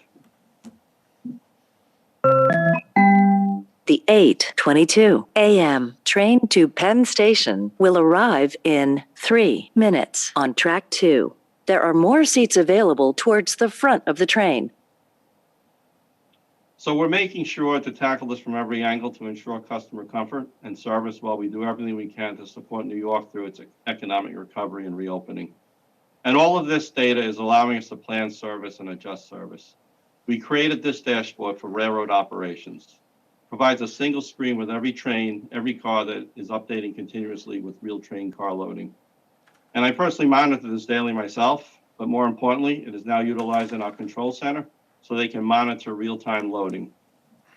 I'm proud to say that the customers we are carrying are getting to their destinations on time and safely. In February, Long Island Railroad trains operated on time at 95.6%, exceeding our monthly goal of 94%. And so far for this year, we're performing better than we did last year. Our on-time metrics so far for 2021 are at 96.5%, an increase of 2.7% over the same period last year. And on March 9th, we had a special guest aboard our Montauk train. This little cutie here is named Samson, an 8-year-old English bulldog that was saved by our own train crews. The dog had run off from its owner at a nearby park in the Hamptons, and our quick thinking and acting crew, conductor Mike Stabile, train engineer Christian Beck, and assistant conductor Vinny Fragali, stopped the train, saved him from the tracks, and got him on board safely. This act of heroism is another example of how a workforce is truly part of the community where they live and serve. Our conductors and engineers and other frontline workers are truly compassionate people who take pride in helping their Long Island neighbors. And as a dog owner myself, I'm glad that our crew went above and beyond to rescue Samson and connect him with his owner. Acts like this are what our workforce does day in and day out. I can't thank them enough. And to our customers who continue to ride with us and those coming back, know that we will continue to adjust service to ensure that our system operates as safely and as efficiently as possible. We're all getting more hopeful by the day as the vaccine rollout continues and New York begins to open up more and more. Let's stick to caring for one another, practicing safety and wearing masks in public and on trains, and perhaps most importantly, getting a vaccine when you're able to. Thank you all and stay safe. There are no Long Island Railroad procurements for this month. Before I ask for your questions, David, give me 1 second. Just before I ask for, and I'll turn to you, Commissioner Mack, I just want to note that presentations with dogs and children are particularly appealing. Commissioner Mack. I agree with you, Pat, and congratulations, Phil. Good job. Thank you. Anybody else Commissioner. for filling? Let me turn to Kathy Rinaldi for a report on Metro North. Kathy. Thank you, Mr. Chairman. Just a few words on service. Despite winter storms throughout the month of February, Metro North trains operated above goal at 98%, and performance stands at 98.1% year to date. Breaking down among the three lines, Hudson Line service was at 97.9% on time, Harlem Line was at 99.2%, and New Haven Line trains operated at 97.2%. West of Hudson service operated slightly below goal at 90.6%, but year-to-date performance is at 92.2%. As we look forward to more customers returning to Metro North, we continue to focus on making the system not only safe and reliable, but also improving access to the railroad. This past month, we held our quarterly accessibility task force meeting with representatives from each of the counties in which Metro North serves, the New York City's Mayor's Office, New Jersey Transit, Connecticut DOT, PCAC, the MNR Commuter Council, and MNR leadership. We were grateful to have Kimuel Arroyo, MTA's new Chief Accessibility Officer, join us, along with board members Glucksman and Khaleesi.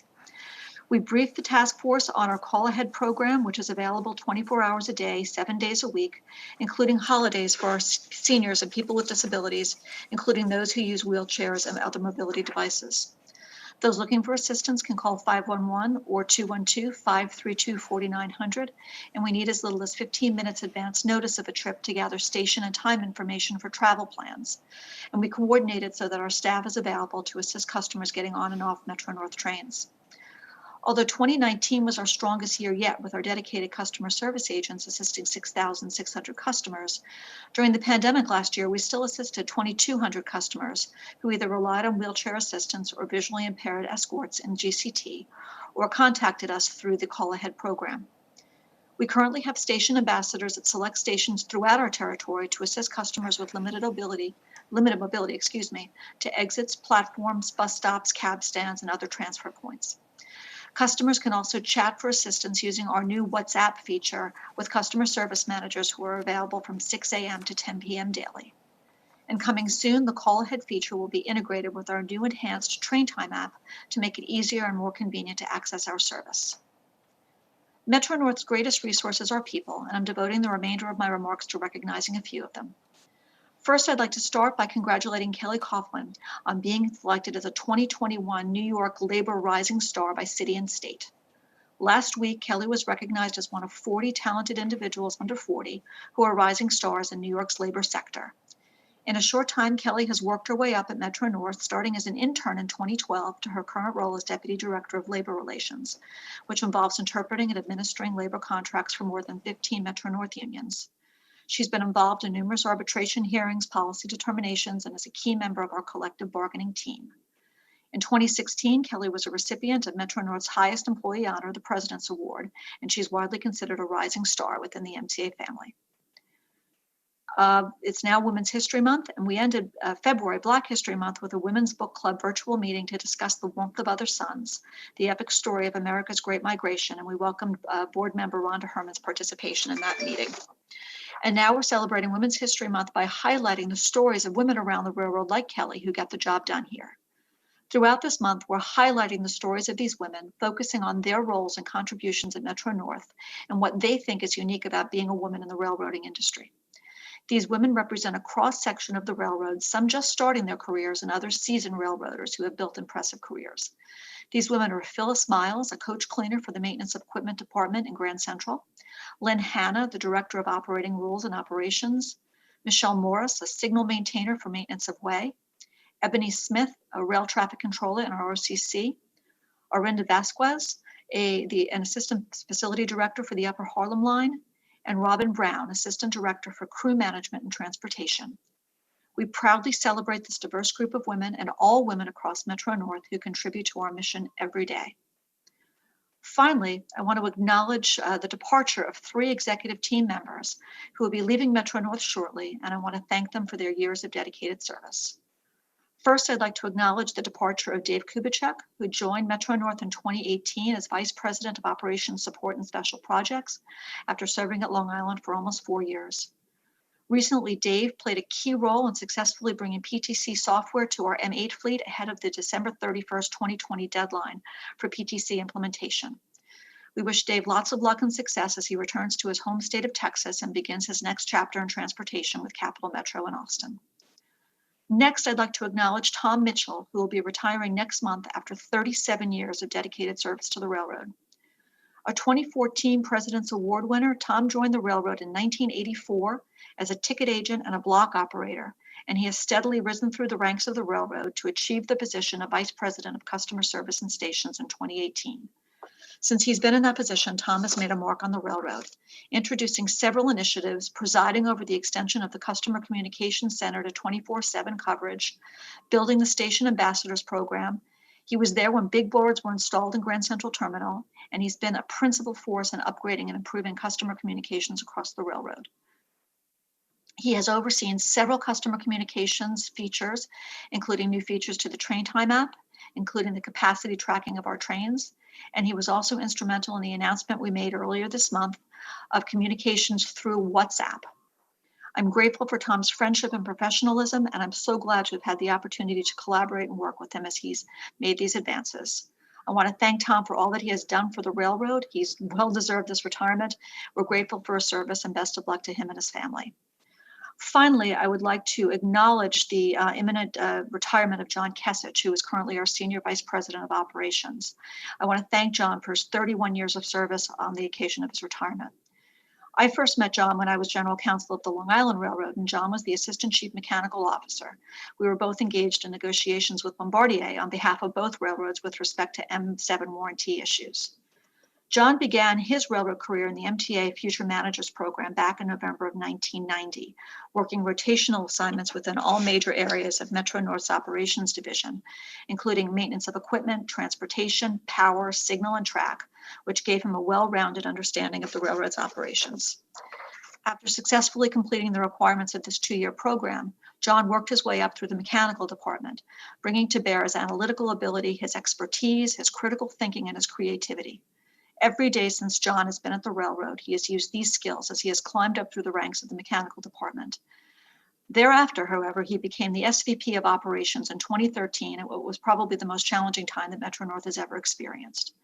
The knowledge and skills that John had developed over the years in the operations groups capably prepared him for this SVP of operations role.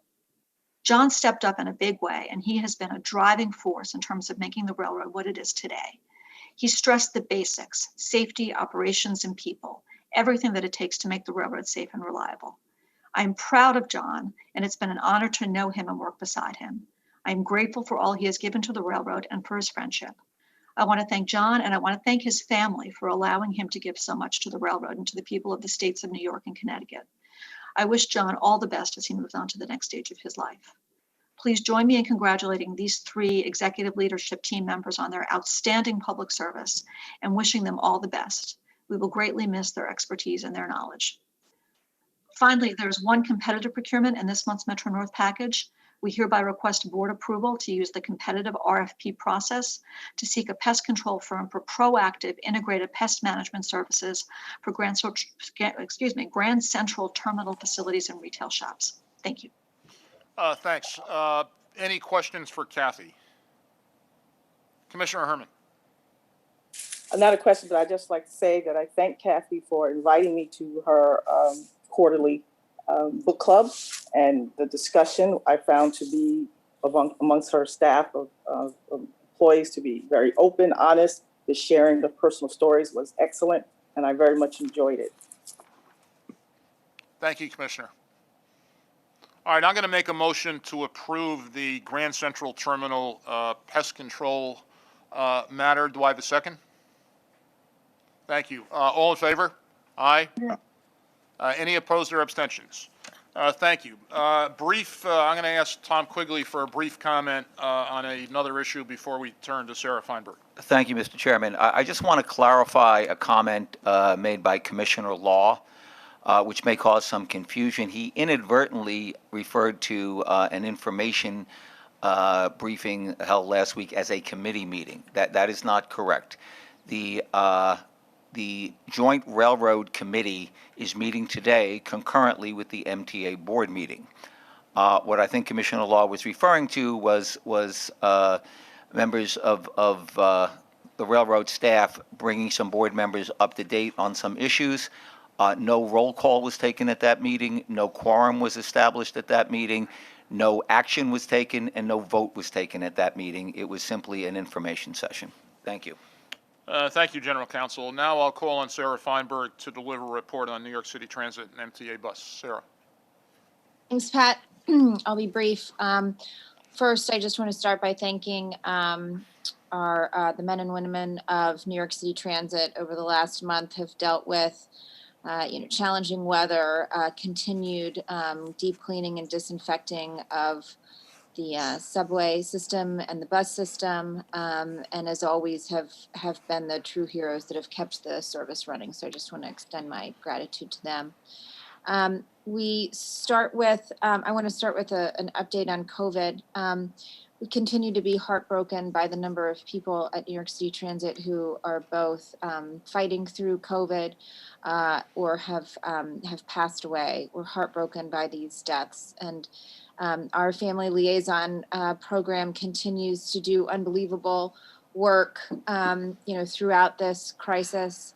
And I'm grateful to them for the great work that they do in helping families through these horrible moments and all of the complicating factors that come from the passing of a loved one. But just the continued, fact that people are continuing to become ill and pass away is an important reminder of I think both the importance of mask vigilance and the vaccine rollout. My gratitude to Pat Warren and his team for the vaccine program that they've put together, which is growing all the time. Started by accepting MTA employees at Javits and grew to our own vaccination programs at our own facilities. And as those grow and continue to move throughout the system, we'll be able to vaccinate more people. And continue to be grateful to Sarah Meyer and her team for their mask force work. And I know some members of the board are planning on attending and participating in mask force later, I believe this month, and I'm grateful for their efforts. One piece of good news that we have is ridership continues to go up. As many people saw, we hit two all-time highs, post-pandemic all-time highs on the subway system the last several days. I think 60 some degrees and sunny helps. And so as I look forward to the forecast in the next several days, I hope that, we'll hit our 2 million mark. And, buses continue consistently high ridership already, and, already ahead of the McKinsey projections. And so, we are slowly chipping away at this and starting to come back. And as the city comes back and as the economy comes back, again, grateful to the men and women of New York City Transit for running this reliable service that people can count on as they return to the system. I wanted to address service for a moment. Lots of discussion, some discussion today and lots of discussion over the last couple of weeks about service on the C and the F line. I've discussed this issue with some of the members of the Transit Committee, and I want to make sure that if there are other members of the board who are interested in discussing, that they know that I'm available to them at any time as well. To be clear, the service on the C line and the F line have been generally about even for about a year now, a little less than a year. Those are the two lines that we did not bring back to completely full service post essential service. So when we brought the system back to full service after we've been running essential service, those are two of the lines that stayed down. Now, to be clear, they're down slightly, not significantly. As ridership has continued to hover in the 30s percentages, those two lines have continued to be at about 80% service, 85% service.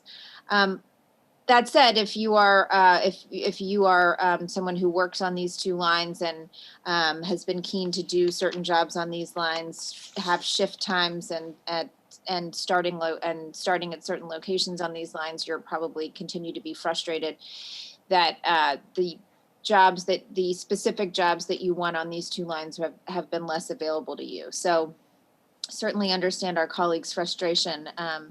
The reality is that I think ultimately we need to see where service is going to land over the next several months.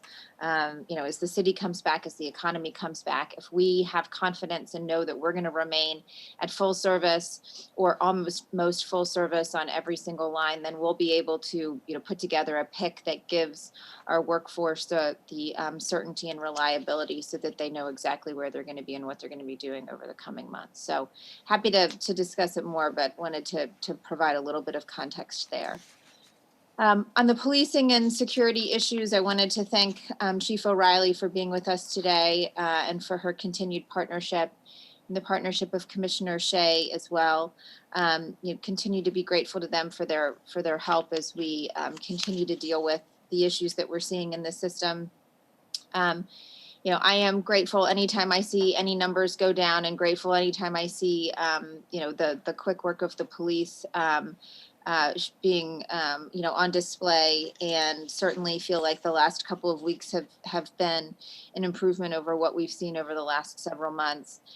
I will continue to have concerns about the fact that, crime coming down has not matched the fact that ridership is down. I'm still going to want, I'm always going to believe that, any significant crime, any assault on our own workforce, any harassment of our workforce, anytime someone in the system doesn't feel safe or feels like they're being targeted or being assaulted or harassed, that's always going to feel like one too many incidents to me. So I'm going to always be the squeaky wheel pushing for more and to make sure that we're doing everything we possibly can to keep our system safe and secure. One of the things I saw this morning was an unfortunate incident we had overnight in which one of our cleaners was assaulted and beaten up by someone in the system. The police responded extremely quickly, placed the person under arrest, and then the person attacked the police officer. And so, those are certainly, one-off situations, but unfortunately we see them every day. And so I'm going to continue to try to do everything I can to bring those numbers down.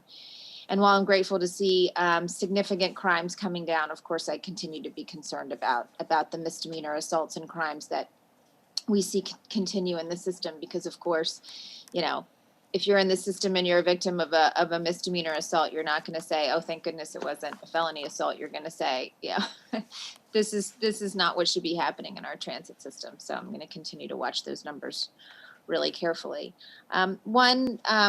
One issue on this front we have spoken less about as a board is our use of cameras in the system. It's typically been something that we have traditionally not spoken about a lot. I think traditionally, talking about the number of cameras you have in the system and where they are was, not something that we were doing a lot. I think it's important to be clear that we are doing everything we can on this front. These are not cameras that are necessarily feeding information in real time. These are cameras that we can then go back to if an incident occurs in the system. If the incident occurs in the path of that camera, we can go back, take a look at that camera, and share the information with the NYPD and with MTA police.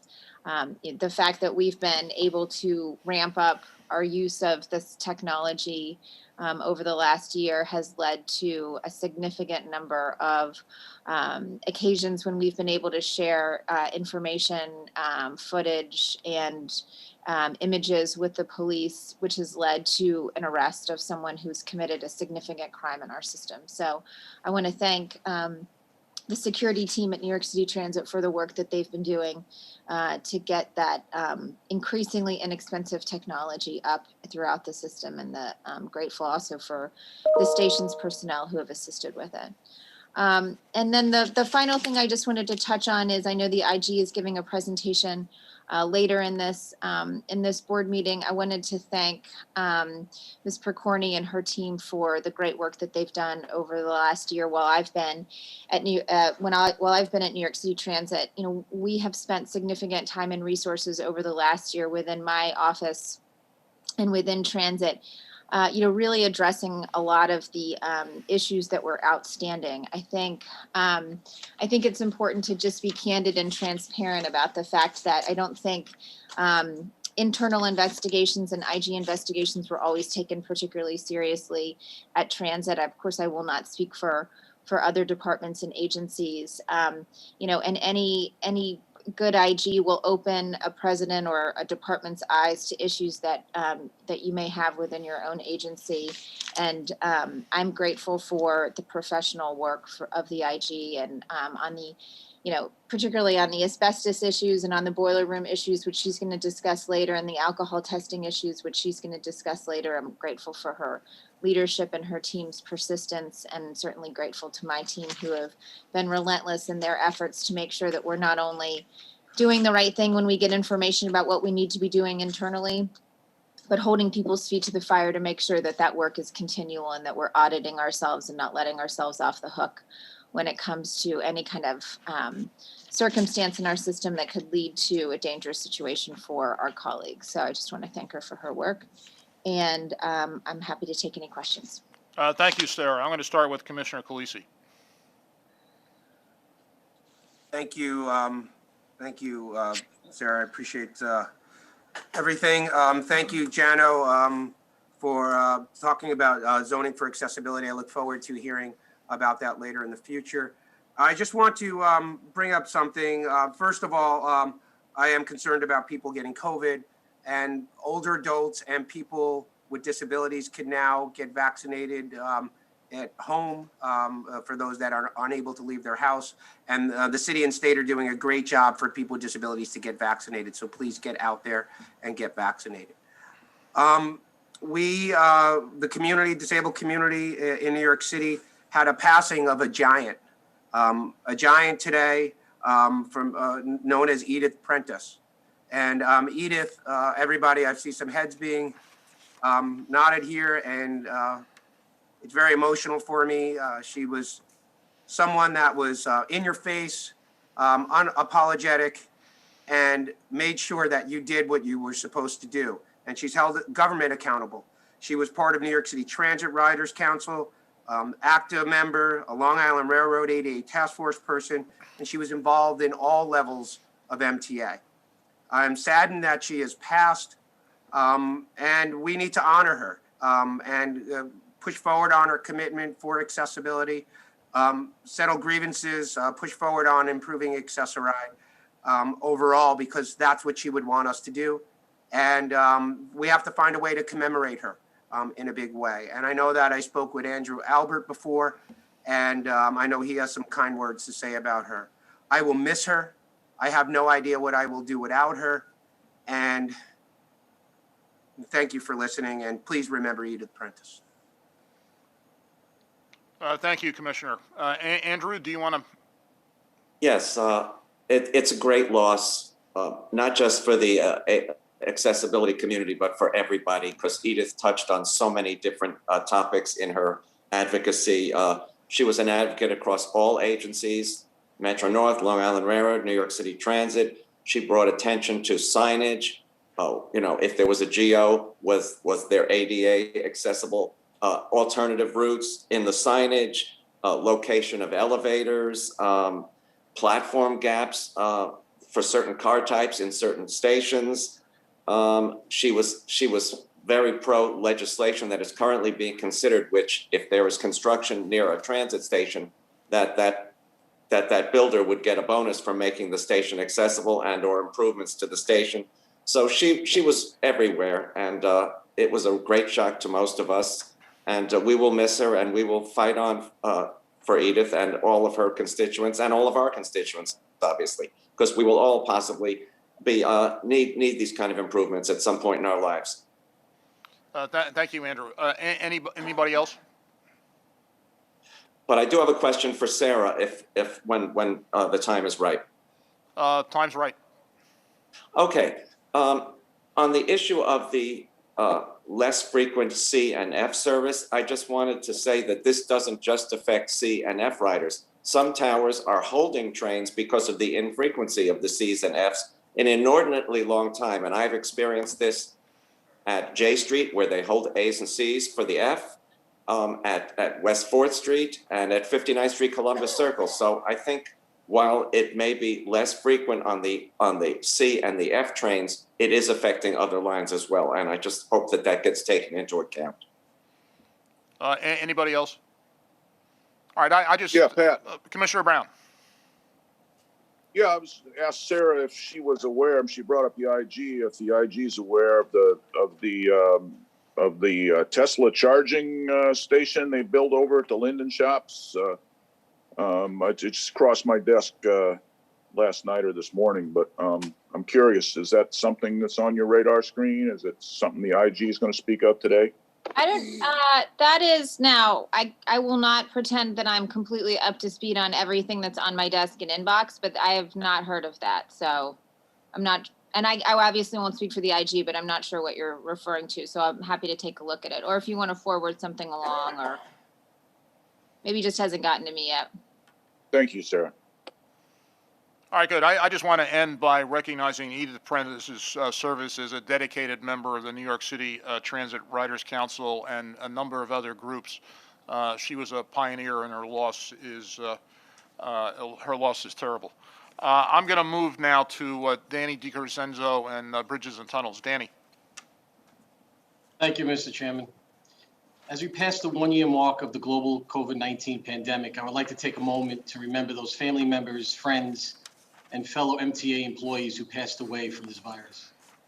I would also like to reflect on how Bridges and Tunnels employees have joined together to address the challenges presented by the pandemic, and to thank them for continuing to provide essential services to our customers. Some of the ways we met those challenges in the past year, providing personal protective equipment to our employees, tracking and contact tracing to limit transmissions, regularly disinfecting our work locations, requiring workplace social distancing and mask usage with monitoring measures for compliance, implementing staggered work schedules whenever possible, and continuing telework plans to reduce the workplace density. In addition, having COVID-19 vaccinations and testing available to all Bridge and Tunnel employees. To date, I'm very pleased to report that about 40% of Bridge and Tunnel's workforce has been vaccinated. Regarding our operations, traffic has declined by 27% in the past 12 months. Year to date, we are seeing traffic down about 18%. And for this month so far, we are approximately at 13% below pre-pandemic levels. As people continue to get out and about, another way Bridges and Tunnels is helping its customers is through the Tolls New York smartphone application. This app was developed in conjunction with our EasyPass partners, the New York State Thruway Authority and the Port Authority of New York and New Jersey. It has been downloaded nearly 600,000 times since its release this past summer. At this time, I would like to show a short promotional video which summarizes its features. Easily pay your tolls and manage your EasyPass account. Introducing Tolls NY, the official New York Tolls app. With Tolls NY, you can find and pay tolls by mail invoices. And for New York issued Easy Passes, Tolls NY makes it easy to check your account balance, add funds, change payment methods to auto pay, pay per trip, or manual reload, get important account alerts, view your toll history, and more. Tolls NY makes paying your tolls and managing your Easy Pass account easy. Get it for free at the Apple App Store and Google Play. No, thank you. Like I like to tell staff, if my mother can do it, it's a good product. To note, Bridges and Tunnels is also working with the MTA digital team to produce a series of instructional videos to help customers better manage their EasyPass accounts, pay their tolls promptly, and avoid fees. These videos will be available through the app and on the MTA website. And I thank everyone involved for this effort. Great work to the team. Finally, Mr. Chairman, there are no Bridges and Tunnel board procurements this month, and this concludes my remarks. Danny, thank you. Any questions for Danny? All right, thank you. I'm going to call on Jano for C&D procurement item from the joint Long Island Railroad and Bridge and Tunnels committees. Jano. I always feel duty-bound to apologize for stringing together lots of words that I think the committee knows, but we do have to go through it. So here goes. Construction and development has 2 procurement actions totaling $7.8 million being brought to the MNR and LIR Joint Committee this month, and both are ratifications. The first item requests board ratification on modification to the East Side Access Harold Structures Tunnel BC approach with Skanska USA Civil Northeast for the furnishing and installation of special track work, third rail, and catenary for the Loop 1A track in F interlocking in the amount of $6.2 million. The work under this modification was originally planned to be performed by Amtrak Force Account, and I emphasize because there was confusion about it, this is Amtrak Force Account, not Long Island Railroad originally. But because of capacity, that's a chronic issue with Amtrak, there's shortage of workers to support all the work in Harold. But because of Amtrak capacity and also the timing issues, the work has to be performed now by a third-party contractor. It is now being accelerated to take advantage of the current period of low ridership and provides an opportunity to schedule the outages necessary to perform the work between February and April of this year. Skanska is currently mobilized and working in the area and has the necessary experience and equipment to perform the work, and they've actually had a very successful period of work in Harold. The second item requests board ratification of modification to the East Side Access Systems contract with Tudor Perini to extend the backbone communication system to support phones, public address, and variable message signs, and the automatic temperature control system into the midday storage yard in the amount of $1.6 million. I submit these 2 procurement actions to the board for ratification. I move them. Do we have any questions? Do we have any questions before there's a second? Okay, good. Any questions for Jano? All right, the motion second. All in favor? Aye. Any opposed or abstentions? Thank you. Jano, Can I back to you. just also just wish the board a happy St. Patrick's Day, reminded by Mr. Law and Mr. Samuelson's attire. Thanks. And you're up with.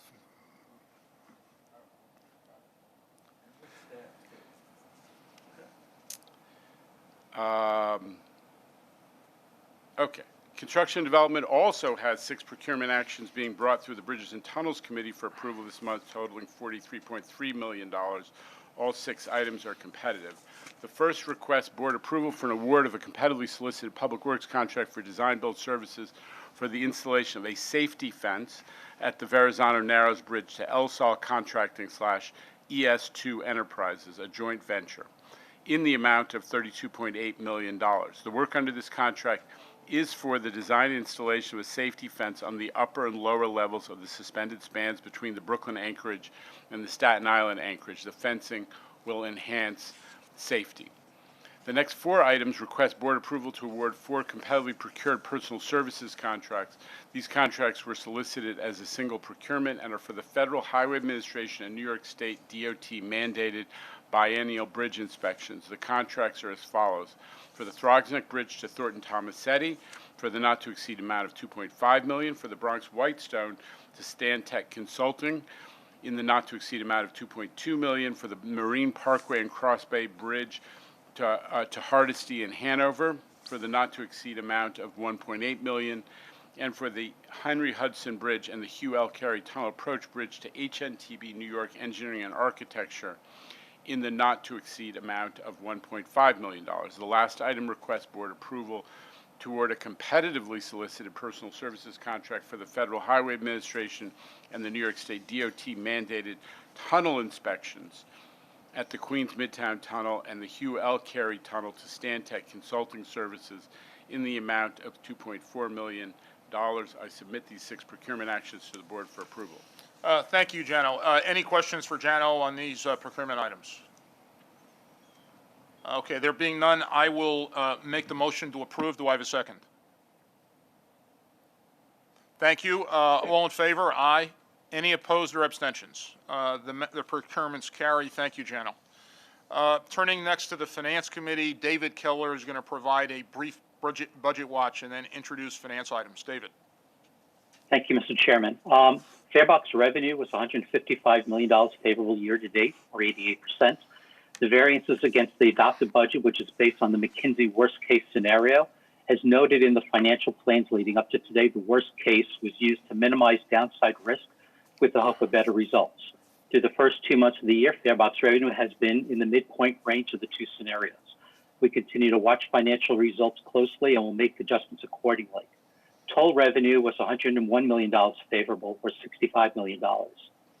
Losses for the first 2 months of 2020, however, remain significant, with Farebox revenue down $679 million, or 67%, and total revenue down $53 million, or 17%. Expenses were $4 million favorable year to date, or 9%, due mainly to the timing of health and welfare expenses and lower usage for fuel, electric power, and materials and supply. Overtime, which is part of the labor expenses, was $3 million unfavorable year to date, or 2%. The month of February was $16 million unfavorable, or 21%, due to the snowfall accumulations during the month. Debt service was $20 million favorable year to date, or 4%, reflecting timing and lower variable rates. And subsidies were $218 million favorable year to date, or 22%, on the strength of the real estate transaction taxes and the payroll mobility tax. And that's a brief budget watch, if there are any questions. Thank you, David. Any questions for David on Budget Watch? Okay. All right, David, the procurement. Sure. The first finance item seeks board approval to extend the insurance policies and broker service contract with Willis for MTA's owner-controlled insurance program for the East Side Access Project through March 31, 2023. Total funding requested is $48,798,502, and Phyllis Rockmuth is available for questions on CIP. Mr. Chairman, may I make a comment on this? Please, General. The OSIP program, I've shared this with Phyllis and the folks at our risk management program. The OSIP program for East Side Access needs to be extended. It's a function of how long the job has gone, and eventually the insurance ran out, and that's what's going on here. But I've expressed to our folks in risk management that I'm not thrilled that our broker really is basically getting us retail pricing, and it doesn't make sense to me that we have to attack the cost of insurance, which continues to explode in construction. And I'm just saying this in the board meeting because I believe that we have to make this a priority if we're going to control costs. Insurance is a huge element of the cost structure in New York of building projects, and we have to find a strategy. We're going to be aggressively pursuing different strategies for trying to bring this element of cost down, because we can't only go with paying retail prices for OSIPs forevermore. Thanks, Jano. I concur with that statement. Any other questions for Jano or Phyllis or David on this matter? I'll make the motion to approve. Can I have a second? Commissioner Lacewell is going to recuse. I make the motion. Do I have a second? Second. All in favor? Aye. Any opposed? Abstention? Commissioner Lacewell. David, back to you. Thank you. The second item seeks board approval to file for and accept federal grants. For federal grants of federal fiscal year 2021, enclosed in the staff summary is a resolution for board action prepared in conformance with past practices to 1, authorize filing of applications and requests of federal capital assistance for the federal fiscal year 2021. 2, authorize the chairman or any of his designees to make required certifications. And 3, authorize acceptance of grants. Catherine Corliss is available to answer any questions on the foregoing. Good. Any questions on this? Obviously, this is an important filing given the amount of federal grants that we have and will receive going into the future. I'll make a motion to approve. Do I have a second? Second. All in favor? Aye. Any abstentions or noes? Thank you. David. The third item is the 2020 annual procurement report. The MTA is seeking board authorization to file with the state of New York the annual MTA all-agency procurement report for the period January 1, 2020 through December 31, 2020, as required under Section 287 of the Public Authorities Law. Deputy Controller Noemi Lopez is available if there are any questions on this item. David, thank you. Any questions for David and Naomi on this? I'll make a motion to approve. Do I have a second? I second. Thank you. All in favor? Aye. Aye. Aye. Any opposed? Any abstentions? Thank you. The action carries. Before we turn it over to Pat McCoy for the payroll mobility tax resolution, I'll note that the staff summary and related materials were distributed to the board earlier this morning and will be available on the MTA website today. Pat. Thank you, Mr. Chairman. As noted, the full payroll mobility tax resolution document package is in the exhibit book under Finance Watch. And I'm going to begin with the staff summary, which is on page 21 of that complete document. The action item before you is ratification of the TBTA payroll mobility tax, or PMT resolution, with its related documentation, and approval of various supplemental resolutions to authorize the issuance of up to $1.3 billion of PMT new money bonds, notes, and refunding bonds. Also included is a reimbursement resolution for federal tax purposes, and a resolution containing a delegation of authority to the chairman and the CFO to appoint authorized officers in connection with the execution of various activities under the resolution.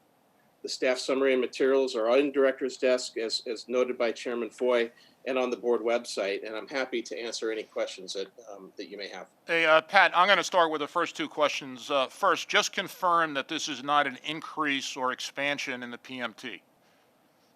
That is correct, Mr. Chairman. This is just an encumbrance, an intended encumbrance of payroll mobility tax receipts and aid trust account receipts for the purposes of issuing debt obligations for capital projects of the transit and commuter systems. Thank you. So this is a financing taking advantage of the existing PMT, but no increase or expansion. Correct. Thank you. Any other commissioners have questions for Pat McCoy on this one? I'll make the motion to approve. Can I have a second, please? Second. Second. All in favor? Aye. Any opposed or abstentions? Thank you. The item carries. Chief Procurement Officer Kavesh Iyer is now going to introduce the procurements. Kavesh. Thank you, Mr. Chairman. MTA headquarters has 3 competitive procurements totaling $46.2 million.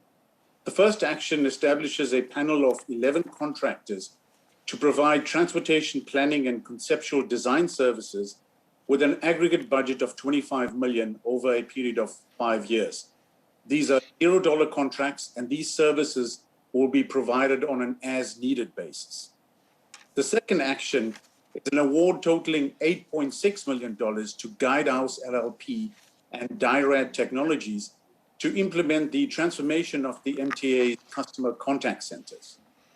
The last action is an award to Slalom LLC for $12.6 million to provide a cloud-based customer relationship management solution.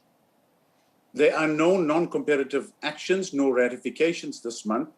This concludes the headquarters procurements. Thank you, Mr. Chairman. Thank you. Any questions for Kavesh on these 3 competitive procurements? All right, thank you. I'm going to make a motion to approve. Can I have a second, please? Thank you. All in favor? Aye. Any opposed or abstentions? Thank you. The items carry. I'm going to now turn to David Florio for the real estate items. David. Thank you, Mr. Chairman. Real estate has 3 action items for consideration and approval. The first is for New York City Transit. It's the extension of the lease with 89th Jamaica Realty Company for the Jamaica Bus Terminal located on 89th Avenue between 165th Street and Merrick Boulevard in Queens. And there are 2 action items for the MTA. The first is the all-agency real property disposition guidelines and all-agency personal property disposition guidelines required to be submitted by real estate each March pursuant to the Public Authorities Law. And the third and final item is a license agreement with Rosen's Cafe for food use in the lobby of 2 Broadway. There are no information items, Mr. Chairman. I'd be happy to answer any questions regarding the foregoing. Thank you, David. Any questions for David on any of these? Okay, there being none, I'll make the motion to approve the real estate items. Can I have a second, please? Thank you. All in favor? Aye. Any opposed or abstentions? Thank you. The real estate items carry. Moving to corporate governance, I'm going to call on Lamont Kirsch to address the committee materials. Lamont, please. Yes, thank you, Mr. Chairman. Public Authorities Law, Section 2879 requires the board to annually approve the MTA procurement guidelines. We have included the procurement guidelines for your review and approval. We are not making any recommended substantive changes at this time. Thank you, Lamont. Any questions on this? I'll make the motion to approve. Can I have a second, please? Thank you, Commissioner. All in favor? Aye. Any opposed or abstentions? Thank you. The guidelines are approved. Lamont, back to you. Thank you. I have two additional items for the board's review and approval. First is the MTA's 2020 Mission Statement and Performance Measurement Report required pursuant to Public Authorities Law Section 1269F and 2824A. Thank you, Lamont. Any questions? I'll make the motion to approve the item. Can I have a second, please? Thank you, Commissioner Herman. All in favor? Aye. Any opposed or abstentions? The item carries. And Lamont, back to you one last time. Thank you. The second item is the Public Authorities Law, Section 2824, requires the board to adopt certain policies. We have provided an exhibit book containing two policies for the board's review and approval. Thanks, Lamont. Any questions from any board members? I'll make the motion to approve these. Can I have a second, please? Thank you. All in favor? Aye. Any opposed? Thank you. The items carry. Thanks, Lamont. I'm now going to turn it over to MTA Inspector General Picorni. Carolyn. Thank you, Pat. Just confirming you can hear me. Yes. Excellent. So good afternoon, everybody. It's been a really busy time at my office since I last spoke to all of you at the October board meeting. So let me get right into what we have been doing since then. In the past quarter, much of our work has focused on an OIG priority, which is the safety of the agency's employees and the ridership. As MTA workers continue to serve as heroes for our communities, my office's heart and my heart personally goes out to our MTA colleagues and their loved ones who have lost their lives to COVID. In their honor, we know we must do everything that we can to protect MTA workers. Next slide, please. Over a month ago, I publicly supported proposed legislation increasing the punishments against those who violently attack our transit workers. And it is so important for this crucial component of the budget legislation to pass. This is an issue where the MTA, the PCAC, my office, we're all on the same page. And I was gratified to see that New York City's 5 district attorneys joined that call as well. Vicious assaults on MTA workers just can't be tolerated, period. This, of course, includes spitting, which is never, ever acceptable. And during the pandemic is just an especially vicious, despicable act. Passing this law would show our dedicated MTA workers that their safety and their well-being is a priority for all New Yorkers. Next slide, please. The safety of riders and workers has always been a priority for the IG's office, and one area where we have been continuously addressing safety for workers is in the MTA boiler rooms. Boiler rooms are really crucial to MTA operations because they provide heat to maintenance facilities across the system. And we first notified transit about very serious structural problems and safety concerns that we had for boiler room workers a year and a half ago in October of 2019.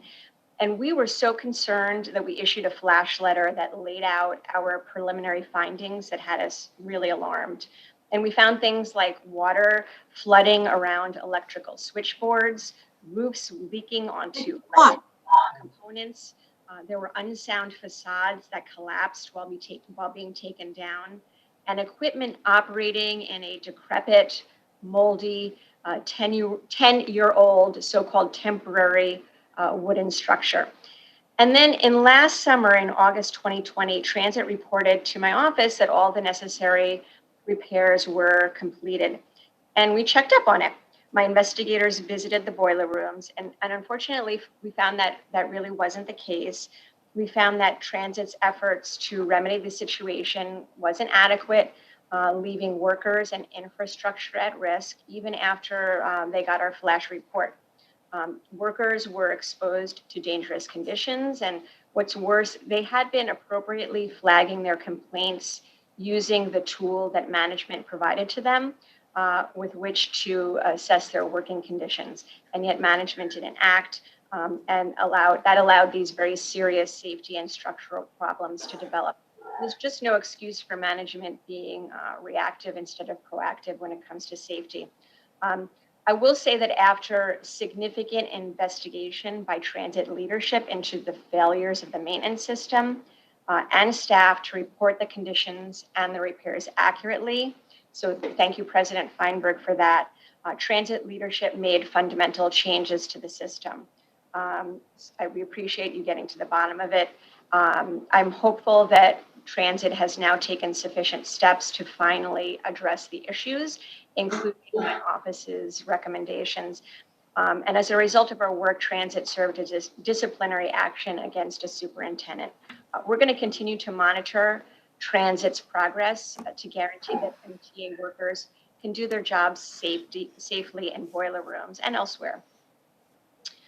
Next slide, please. Another report we released that focused on worker safety involved asbestos.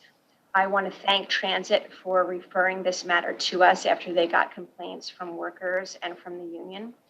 In December, we announced the results of our 10-month review, which concluded that there was no immediate danger to the workers at the facility. But we also found that MTA management had ignored its own policy to document and to monitor known asbestos in the East New York bus depot for 9 years. And more broadly, my office discovered that Transit's Office of System Safety lacks an electronic tracking system for areas known to have asbestos, even those that are judged to be in poor condition. And in fact, after my office asked Transit to provide updates on the conditions of vulnerable areas, Transit discovered 2 additional problematic areas that needed to undergo asbestos abatement. And I'm gratified that our review resulted in additional areas being abated when they had to be abated. It's of course unacceptable that the MTA violated its own policies, not to mention common sense, by not keeping track of known asbestos locations, which could put employees at risk. My office has recommended that MTA management track and memorialize known asbestos locations in a transparent way that will enable safe work environments and foster confidence in those who must work in them. And we will continue to monitor Transit's implementation of our recommendations. Next slide, please. Thank you. In January, we called for MTA employees to be rapidly tested for alcohol following a serious accident. Now, since the body eliminates alcohol fairly quickly, in order to detect alcohol use, the tests must be conducted as soon as possible, and they're required after serious accidents. And by serious accidents, I mean accidents that involve significant injury to people or to property. And ideally, that's within 2 hours of serious accidents. The timeline of the testing is crucial because the longer the time that elapses between the accident and the test, the higher the likelihood that an employee's impairment on the job might continue undetected and unaddressed. That presents a risk to themselves, to the public, to their colleagues, and to the agency's property. Also, timely testing can help the agency identify employees who need supportive services, safeguard against repeat accidents, and prove innocence of employees who find themselves in a serious accident. My team found that the vast majority of post-accident alcohol tests were delayed. And the problem has actually gotten worse, even as my office continues to issue reports on this. We issued reports in 99, 2006, 2019, and the problem is actually getting worse. My office found that on average, between 2017 and 2019, 90% of alcohol tests for bus employees and over 88% for subway employees were completed more than 2 hours after the serious accident. Our review also found that at least 7 employees may have avoided discipline because of delayed alcohol tests. And New York City Transit managers and operational personnel weren't even aware of the extent of the delays before we pointed them out to them as a result of our work. Now, we acknowledge that there are real logistical challenges to testing within that 2-hour window. We get that. But management cannot be complacent about the testing requirement. Transit needs to aggressively seek ways to ensure tests are administered early enough to detect alcohol use. And my office is going to continue to monitor Transit's efforts to improve its alcohol testing practices as they evaluate different options to speed up the testing. Next slide, please.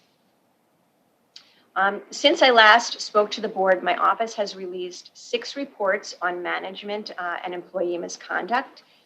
Also, together with our law enforcement partners, we announced indictments against 7 criminal defendants. In one disciplinary matter, my office found that a safety-sensitive Metro North employee committed a host of misconduct, including abusing overtime, using his MTA vehicle for personal use, bringing another person onto Metro North property during his overtime shift. We uncovered a transit employee who abused FMLA and sick time to gamble in Atlantic City. On a criminal matter, my office, along with the Brooklyn DA and New York City Transit, announced that a subway conductor was indicted for allegedly stealing over $100,000 in workers' comp payments. And then in December, next slide, please. We released several reports on Long Island Railroad overtime abuse. 2 of our reports focused on something called travel time, the time spent commuting to and from the employees' voluntary overtime shifts. And we found that they had abused this travel time to the tune of over $67,000. That was by 5 employees. Many of them were in supervisory positions. Travel time in this case was not provided for in the collective bargaining agreement. And as a practice in the LIRR, there were no boundaries or consistent interpretation. And faced with a long history of paying for travel time, the Long Island Railroad concluded that the claims were grandfathered in to their practice and that now the agency must pay for travel time in these instances. This determination is going to be very costly, and it's unfortunate as it results from many years of poor management in our review. In a third Long Island Railroad report, my team found a utility worker failed to remain on duty during his full shift, including hours when he earned double overtime. He also misused his official vehicle for personal use for months. And in the final report from the railroad, we found that a managing engineer had remained on the payroll while living in North Carolina, only coming into his office a handful of times per year. My office found that supervisors provided misleading and inaccurate information about this engineer's teleworking status to executive management when they approved the request. And also our law enforcement partners at the Southern District of New York and the FBI charged 5 current and or former Long Island Railroad supervisors and employees and 1 transit employee for conspiring to defraud the MTA of hundreds of thousands of dollars by falsely claiming to have worked hundreds of overtime hours that in fact they didn't work. As with all criminal defendants, the charges are merely allegations and the defendants are presumed innocent. Next slide, please. On overtime, critical topic. Yes, the pandemic has slowed down the rollout of critical aspects of this reform. The task force does continue to make progress, which we appreciate. Since I last spoke to the board in October, my office issued 2 updates on the progress being made on overtime. Today, I want to highlight an area that would address fraud and abuse that we are concerned is not sufficiently progressing. I've spoken at length here and elsewhere about the need to integrate timekeeping systems with payroll. Until integration is achieved, management systems and controls over attendance will remain inadequate. It will allow weaknesses to remain that unscrupulous managers and employees could exploit. Swiping a finger and swiping in and out, it does create a historical record of an employee's location. That is very helpful. That's progress. We applaud that. But if this information does not drive payroll, and if it's not reviewed by supervisors each pay period, the use of biometric clocks as a control is limited. We note in our update that MTA management decided this timekeeping payroll integration would be part of a larger upgrade of MTA's legacy systems. And we totally understand the logic, but the board needs to understand this is going to push out the time frame for implementation. And MTA has now missed the delivery date of February to provide a roadmap for the project, due in part to the departure of the COO, who is the lead for this. I know that hardworking people are really trying their best to get this project back on track, but I am publicly raising the flag to MTA leadership and the board. Somebody needs to be put in charge. This project needs to be pushed and gotten underway to help protect the agency against fraud and abuse. Next slide, please. Looking forward, I'm happy to announce my office's website has a brand new look. It's much more user-friendly, I hope, for searching our database of reports on investigations and audits. I'd like to give a very special thank you to the folks at MTA IT and my own IT team. You all worked very hard to get this over the finish line. I really, truly appreciate it. And as this is a new website, if anyone out there watching has suggestions of ways that we can improve, please don't hesitate to contact us, and you can always do that via our hotline. Next slide, please. As my office is in the business of best practices and recommendations, I want to thank the MTA board for encouraging some in my own office as well. At the recommendation of MTA board members, we have been updating the board on a quarterly basis on the implementation status of recommendations that my office has issued since June of 19. That was when I started as the IG. And now, in honor of Sunshine Week, I'm happy to announce that this information is being made publicly available on our website. And going forward, we will update this information for the public as well as the board on a quarterly basis. I want to thank all of the agency presidents and their staffs for their help getting us the information we need to create this matrix. I think it was a very productive exercise. I really appreciate the board making this suggestion. It was just a very healthy, productive, excellent exercise, and I'm very proud now to share it with the public. So folks in the public, you can now go onto this chart on our website and see right away how the MTA is doing each quarter when it comes to implementing the recommendations in each of our reports. Next slide, please. And finally, since we last met, my office issued its annual report.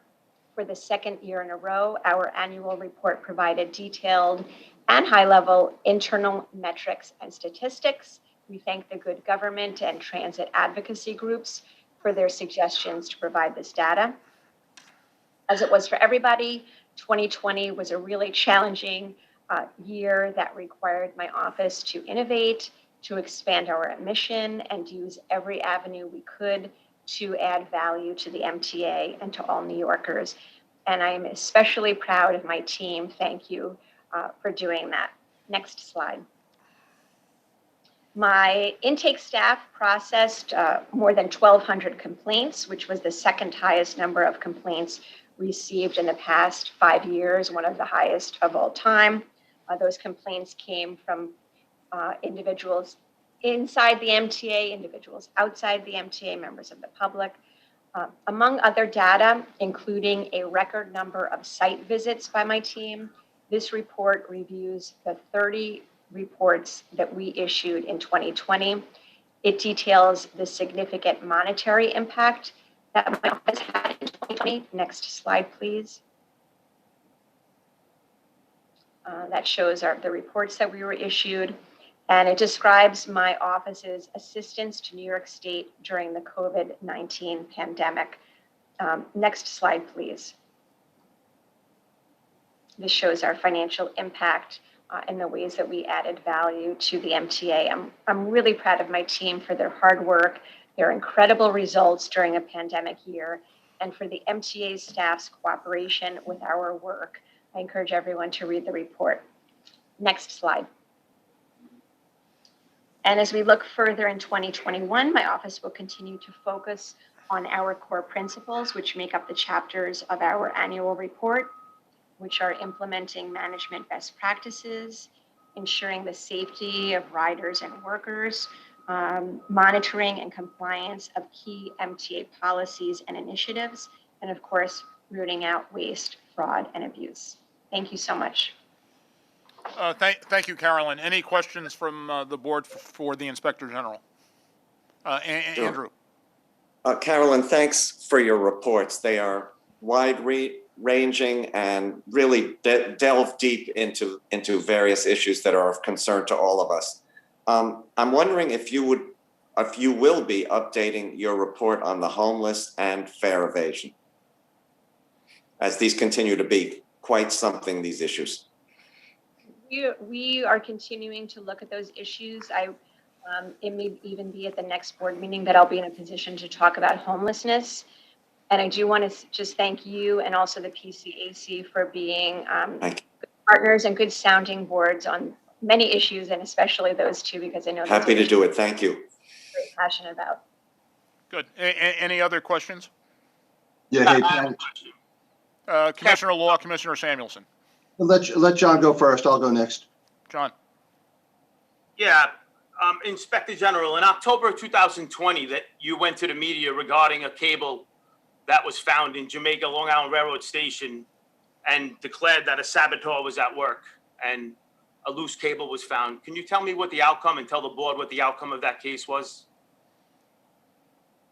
Commissioner, we issued a report on the results of all of the instances of suspected sabotage of timekeeping equipment, so I can refer you to that. We did not, my memory is we did not locate a specific individual who was responsible for that instance. There was another instance where an individual acknowledged responsibility for sabotaging a timekeeping clock, accepted responsibility, and paid restitution in a different manner. So it's my understanding that the wire that was found at that particular biometric device that you had run through the New York Post with was actually just a piece of construction debris. And I never saw the report. I never saw the final report. I'm sure it's out there. But you did that without doing any kind of formal investigation, without waiting for the outcome of an investigation. You went to the media on it. And I'm just curious because in August of last year, in August of 2020, you sent investigators, or I'm assuming you sent them, to Linden's shop in Brooklyn regarding the unauthorized installation of a Tesla charging device by supervisors at Linden's shop under the direction of a track boss named Nacella. So your investigators discovered the Tesla charging device, instructed the track bosses to remove the Tesla charging device, which, by the way, was paid for with an MTA credit card, installed with MTA man hours, 188 man hours, I'm told. The materials were bought on Amazon.com with an MTA credit card. And the IG investigators told them to take it down. They took it down. As soon as the MTA IG investigators left. They put it back up, and it remained there until Friday, until about 3 days ago or 5 days ago. Now, to my knowledge, this was never reported to the New York City Transit. There's never been a report on it. You never went to the New York Post on it. You never asked for any kind of recoupment. You never recommended discipline against those supervisors. You never did any such thing.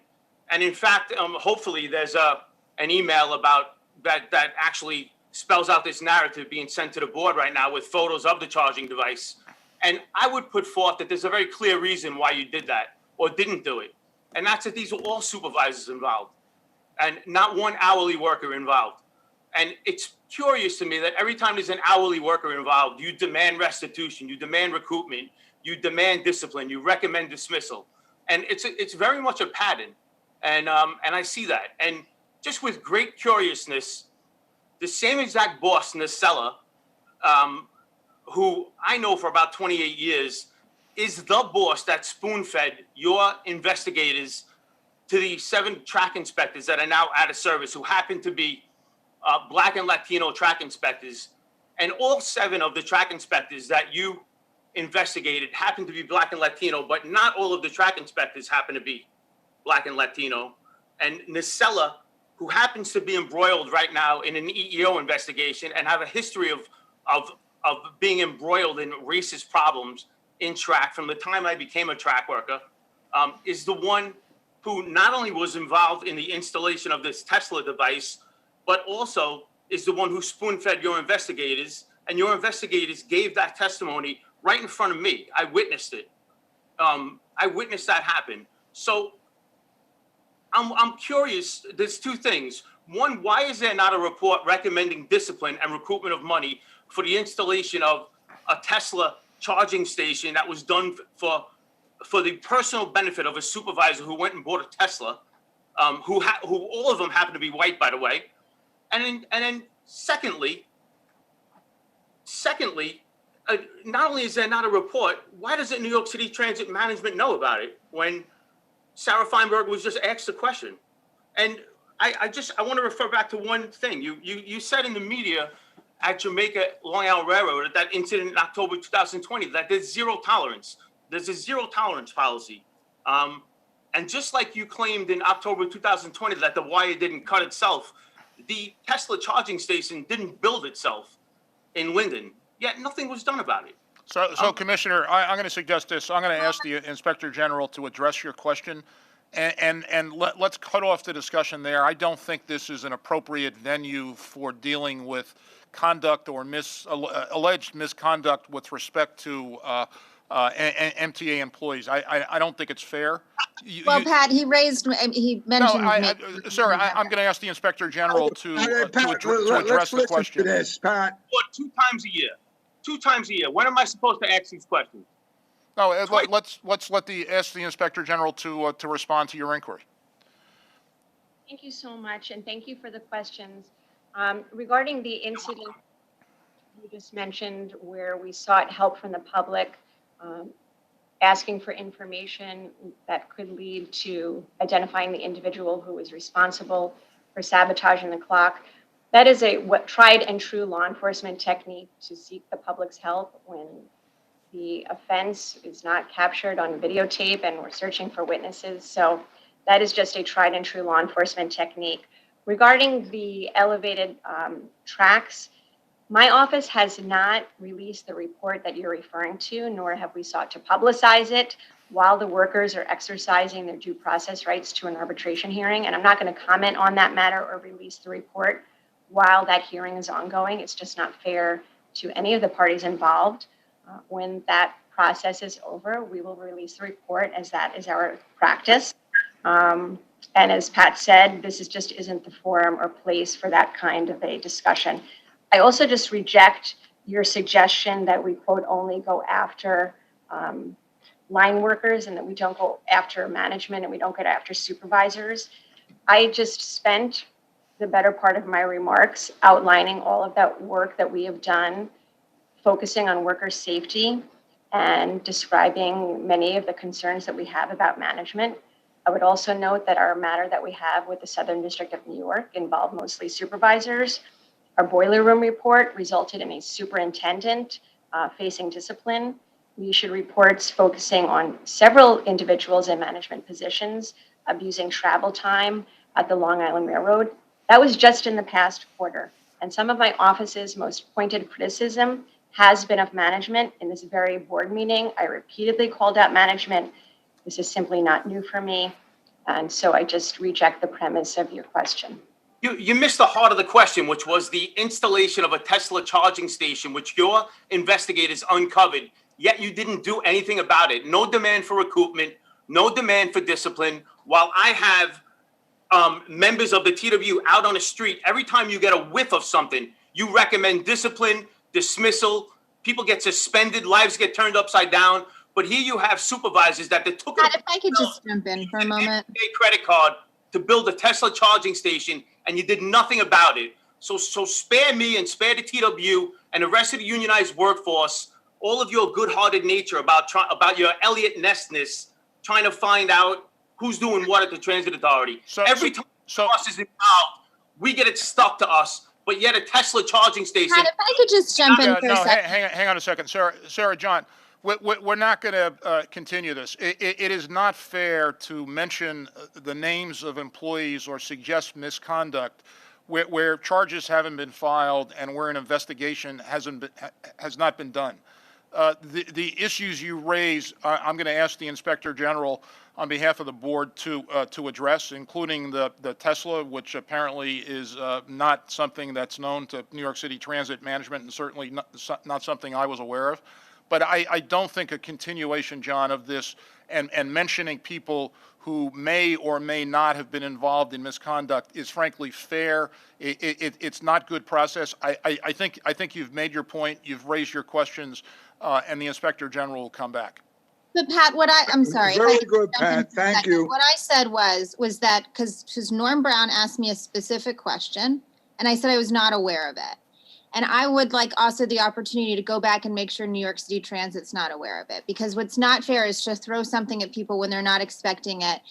This is a workforce of 55,000 people. What I have frequently said is when a workforce is this big, I can promise you I do not know what's happening with every single worker at every moment. And so we'll also go back and look at it. I would just ask that if allegations are going to be thrown out in a public forum, that we be able to come back and give the reality in a public forum too, because sometimes things are thrown out, people don't have the answers, and then, the allegation just hangs there, and that's not appropriate. So, and I would just, echo the comments that supervisors and managers have been somehow exempt from any kind Fair enough, Sarah. So when you call Joe Naseller and find out that he authorized the building of the charging station, suspend him like you suspended my track inspectors. So John, we're going to respect the due process rights of every employee, whether it's someone who's represented or not.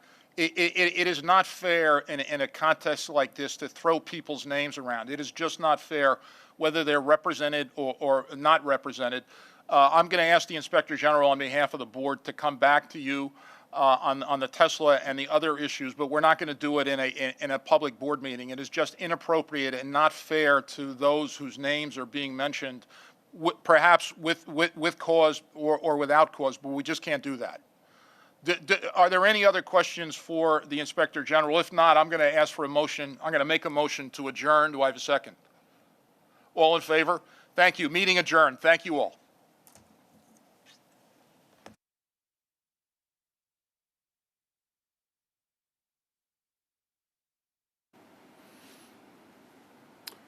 All right, coming out of this board meeting, spring is in the offing. We have been allocated $6.5 billion in the American Rescue Plan, which will deal with deficits in 21 and 22 and 23. It's terrific news. Ridership is increasing, as Sarah Feinberg reported. The passage of the American Rescue Plan means that contractual wage increases we've previously made with our unions will be paid, that open contracts will be negotiated. As Pat Warren reported, 17,500 MTA employees have been vaccinated, with many more to come, and the supply of doses is increasing across the country, across New York, and with respect to the MTA. And with that, we'll take your questions. All right, first question is Andrew Siff of WNBC, normally driving in the van, but seems to be, I don't know, he's walking under a scaffold. Doesn't matter. Andrew, you're up. Thank you, Tim, and thanks to all on the call. I have one question for Chairman Foy and one question for President Feinberg, if I may. Chairman Foy, I don't believe that you've spoken publicly about the allegations against Governor Cuomo. I wondered your reaction to the current situation and calls that he resign, and whether or not it's impacting your business since you report to the governor. And my question to Sarah Feinberg is, in all of your dealings with the governor, have you felt pressured or bullied, or that you have experienced inappropriate behavior? So let me start. At the MTA, we're focused on MTA business. I just reported some recent notable events, the increase in ridership. 17,500 of our colleagues having been vaccinated, the passage of the American Rescue Plan. We're solely focused on MTA business and looking forward to increased ridership and better days ahead. I will say the governor has devoted more attention and funding, as demonstrated by the historic 2020 to 24 capital plan. And we are working to increase the amount of funding and working, as Jano reported, working to accelerate the funding of the capital plan. Investigations are underway. These are, as all have said, troubling allegations, and the investigation is ongoing, and it'd be inappropriate for me to comment beyond that. Can we have Sarah step in? Yep, sure. I'm actually not in the room. No, to answer your question, no, absolutely not. I've not experienced anything like that. And the next question is, by the way, a reminder, if you want to ask a question, use the electronic hand raiser. A number of your colleagues have done that. One of those is David Meyer of the New York Post. David. Thank you. This question is for either Pat or Sarah, but it's regarding the crime statistics today presented by Chief O'Reilly. Just comparing February to January, you had 2 murders in February. Comparing February to December, rather, you had 2 murders in February. Other than that, robberies, felony, grand larceny, assault, major felonies, all down. So my question is twofold. It's are you still calling for more police officers on top of the ones that the NYPD already added? And secondly, given these data, what explanation do you see for that, for the drop in crime, and could it be possibly attributed to the cops that were added a couple weeks ago as a result of your calls? So let me start and make 2 points and turn it over to Sarah. The 2 points I want to make, obviously, in the categories of crime that's down, ridership is down by an even greater percentage, right? And Sarah reported the 1.9 million subway customers. That's encouraging.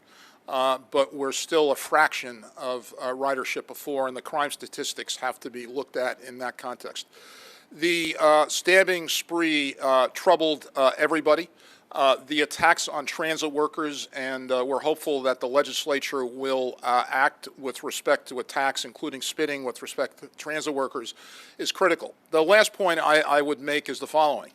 New York City and the region's recovery is going to be dependent on a safe and secure transit system. That's subways, buses, Metro North, and Long Island Railroad.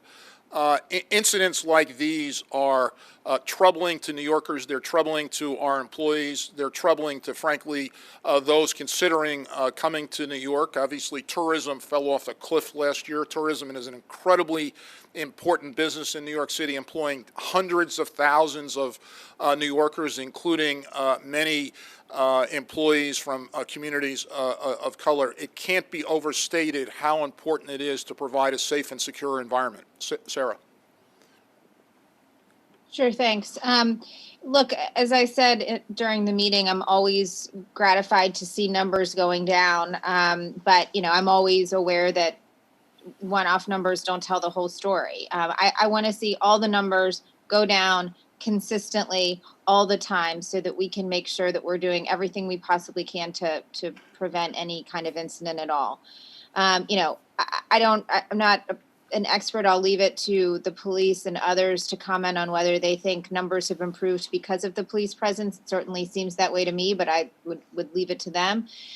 You know, we continue to call for additional police. I'm certainly grateful for the more than 600 that have been placed into the system. And I think, you know, to the extent that they've made a difference in bringing down crime, that's great. They've certainly made a difference in very quick arrests, which we're grateful for. You know, I think everything that Pat just said is exactly right, that we need this system to be safe and secure and for people to feel safe and secure in order to come back to the city and come back to their commute.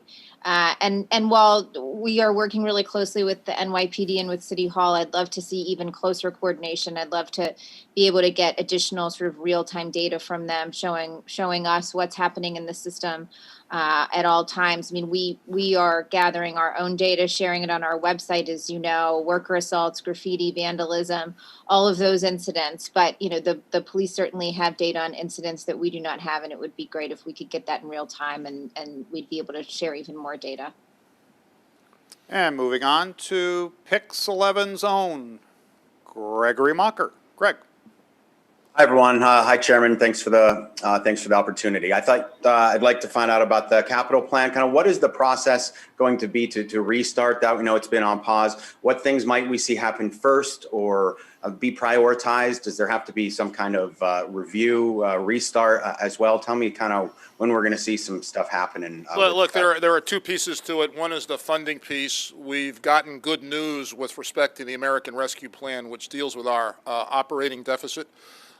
We are encouraged by the new administration's prioritizing the review of congestion pricing, which is 30% of the funding. And with respect to projects, that will be done in a transparent way with the MTA board and with input from customers, advocates, our union colleagues, et cetera. Lot of good news, a lot of good work ahead, but lots of uncertainty, including congestion pricing and other things. And the next question goes to Devin Hance, joining us for the first time at one of these affairs. Devin is with Fortune Magazine. Devin, good afternoon. Good afternoon. Hi. So at Fortune, we're doing a piece that's going to be focusing on commuting culture. And my question is something that, you know, has been covered a lot, but basically is what will the future of public transport look like in the future? You know, it's been 1, 2, 3 hours of people's days. How do you think you can encourage people to get back to that lifestyle? What ways are you making people feel safe? And what do you see between the next 1 to 5 years and how that'll change, perhaps get back to what it was? Well, look, the pandemic changes everything. It changes commuting patterns as well. So just to tick some off, the rush hour is starting earlier. That, I think, is a function of we are carrying so many essential workers and first responders, and in particular construction workers, both on the subways, Long Island Railroad. I take an early train. I see construction workers, same with respect to Metro North. So the timing of the rush hours have changed. For commuter rail, the monthly ticket is, for a lot of our customers, less valuable than it used to be.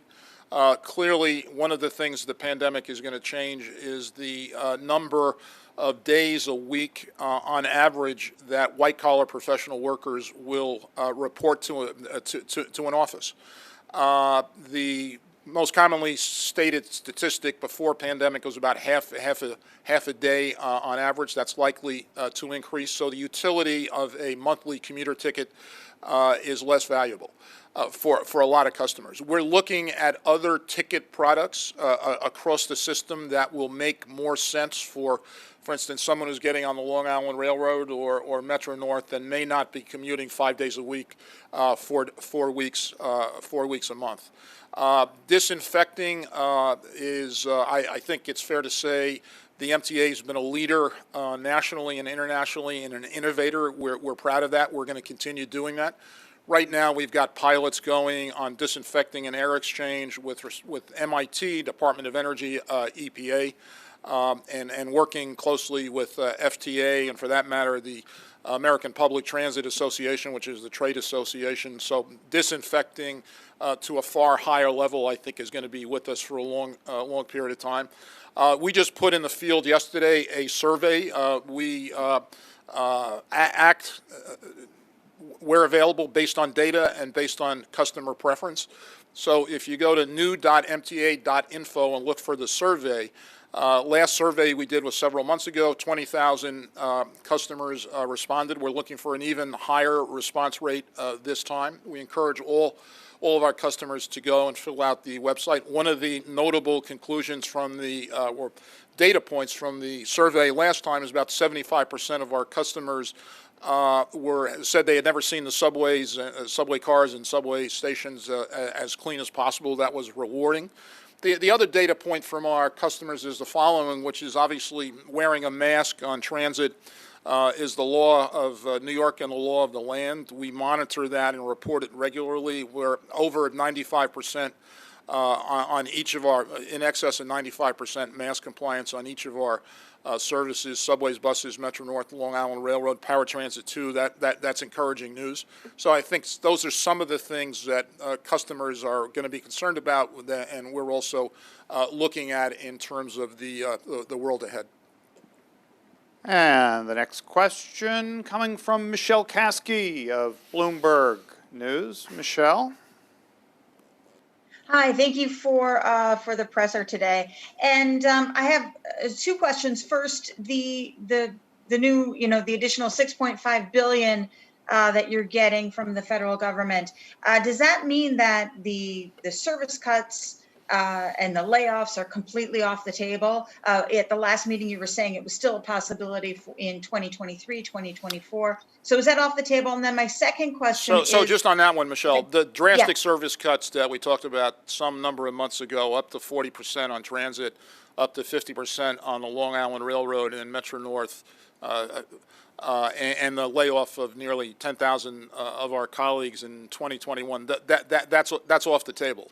We still, and this is important to emphasize, despite the fact we got this extraordinary sum of money, not only in the American Rescue Plan, but in CARES initially back in the spring of last year, and then Carissa, the lame duck session bill, where we got an additional $4 billion. We've still got severe financial pressures on the MTA going forward. So while those drastic service cuts and the layoffs of nearly 10,000 of our colleagues are off the table, we are still have significant operating deficits which are not knowable at this time. For instance, one of the factors that will affect it positively from the point of view of the MTA's finances or negatively is to what extent do riders come back, and the estimates that are out there from McKinsey and other firms. Is it going to be the higher end of the range, the lower end of the range, the kind of base case, average case? And that's critical because we get about $6 billion a year from fare revenue. We get a couple of billion on top of that from bridges and tunnels, but $6 billion alone from fare revenue. And being short 6 or 8 or 12% on $6 billion, and it's an annual expense, is a incredible additional burden. And what was the second question? And then secondly, what does, again, the federal money, the 6.5 billion, what does that mean for fares? Will that delay a potential fare increase even longer? How does that affect the plan for fare increases? So, as you know, we put off the fare increase discussion for several months. We're going to be discussing that at board meetings ahead. I think it's important to recognize what the American Rescue Plan and the other federal funding does and what it doesn't do. What it does is fill most of the deficits that we have suffered already in 2020, 2021, and going forward. But those deficits assume certain things, like, for instance, scheduled biennial fare increases. It's important also to note that the city of New York has a fair fares program where about 229,000 and growing New Yorkers have enrolled for low-income New Yorkers. That number, frankly, ought to be high, especially given the effect the pandemic's had on the economy. But not being able to put the fare increases into effect would increase further the deficit and the financial challenge we face. Thank you. And we move east to Alfonso Castillo, standing by out there in Newsday country. Alfonso, you're up. Hi, everybody. Happy St. Patrick's Day. I wanted to ask you about the discussion about the recent safety incidents on the Long Island Railroad relating to third track and outside contractors. In addition to this incident with the iron worker, you might know the unions have raised concerns about some other recent incidents, including the demolition of a building in Mineola, which fell partially onto a structure where some Long Island Railroad workers were working, and some other incidents. Is there anything to what Commissioner Brown said about this maybe indicating flaws in design build and shows that maybe some of these outside contractors are incentivized to cut corners when it comes to safety? So, Alfonso, I'm going to ask Jan Oliver to address the design build question. Hi, Alfonso. I tried to respond by saying I don't want to start drawing conclusions until we've completed the investigation.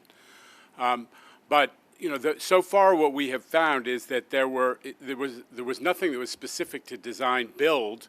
It was the fact of that protocols and procedures, which were very explicit, and a number of them appear to have been disregarded or executed inappropriately. And that's the principal issue. Now, we've been asked about whether that's somehow related to the idea of using outside contractors. The reason outside contractors are used on a project like Third Track is very simple.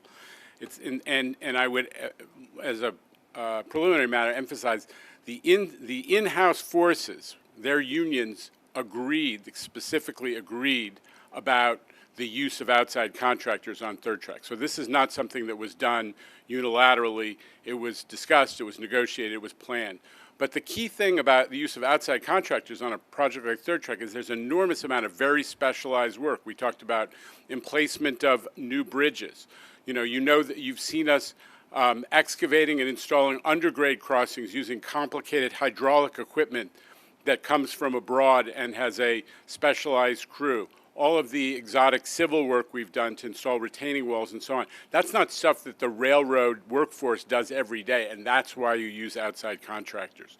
So they were appropriately used in this case. The project has been going well, but this is a serious sequence of safety issues, and we're going to get to the bottom of it, and then we'll come back and reopen the question of whether there's something that anyone wants to talk to about inherent in design build. I don't think that's the case, but we can come back to that. Jana, while you're still there, can I ask for any specifics on what these safety protocols were that were violated? Again, I think it was alluded to by the project manager in his summary of what we know so far. And again, we're not interested in casting blame. We're still collecting facts. But there was a scope of work that was planned for the day, that had a work plan and a safe work plan associated with it. And the work that ultimately resulted in the accident was not in that work plan, and that it was not. And there was not a safe work plan that was on site associated with that work that was consulted. There may have been other steps as well. I'm not going to get into every detail. The equipment that was used was not the equipment that was associated with that pick that ultimately resulted in the worker being injured, and that was not supposed to be used in that particular steel pick. So that may indeed also have been a violation or some failure to observe, but we're still in the fact collection process, and I just want to reserve final judgment until all of the investigations and all the fact collection has been completed. And we go next to Danielle Moyo of Politico. Danielle is standing by. There you are. You're up. Hi. Yes, hi. Thank you. I did want to follow up on what Andrew asked, because I know in your response you said you're focused on MTA business, but two of the board members have faced serious allegations in recent days as well. Just to recap, Linda Lacewell has been accused of being involved in a cover-up of nursing home deaths. Larry Schwartz has been accused of calling county officials to gauge their support of the governor among sexual harassment allegations. So given the severity of those accusations and your role as chair of the board, do you think they should still be serving New York taxpayers as members of the board? And if they are present, would they like to comment? They're not present. I can tell you each has made substantial contributions to the MTA. The actions you described were not taken in their role. They're not MTA employees, and the actions you just described weren't taken in their role as MTA employees. And as I said before, beyond that, it'd be inappropriate to comment. Okay, and if I could just ask one other question on a different topic, just to clarify, when Bob Ferran before mentioned no longer dipping into the capital lockbox. I know some money from the lockbox was used last year, so will that be replenished?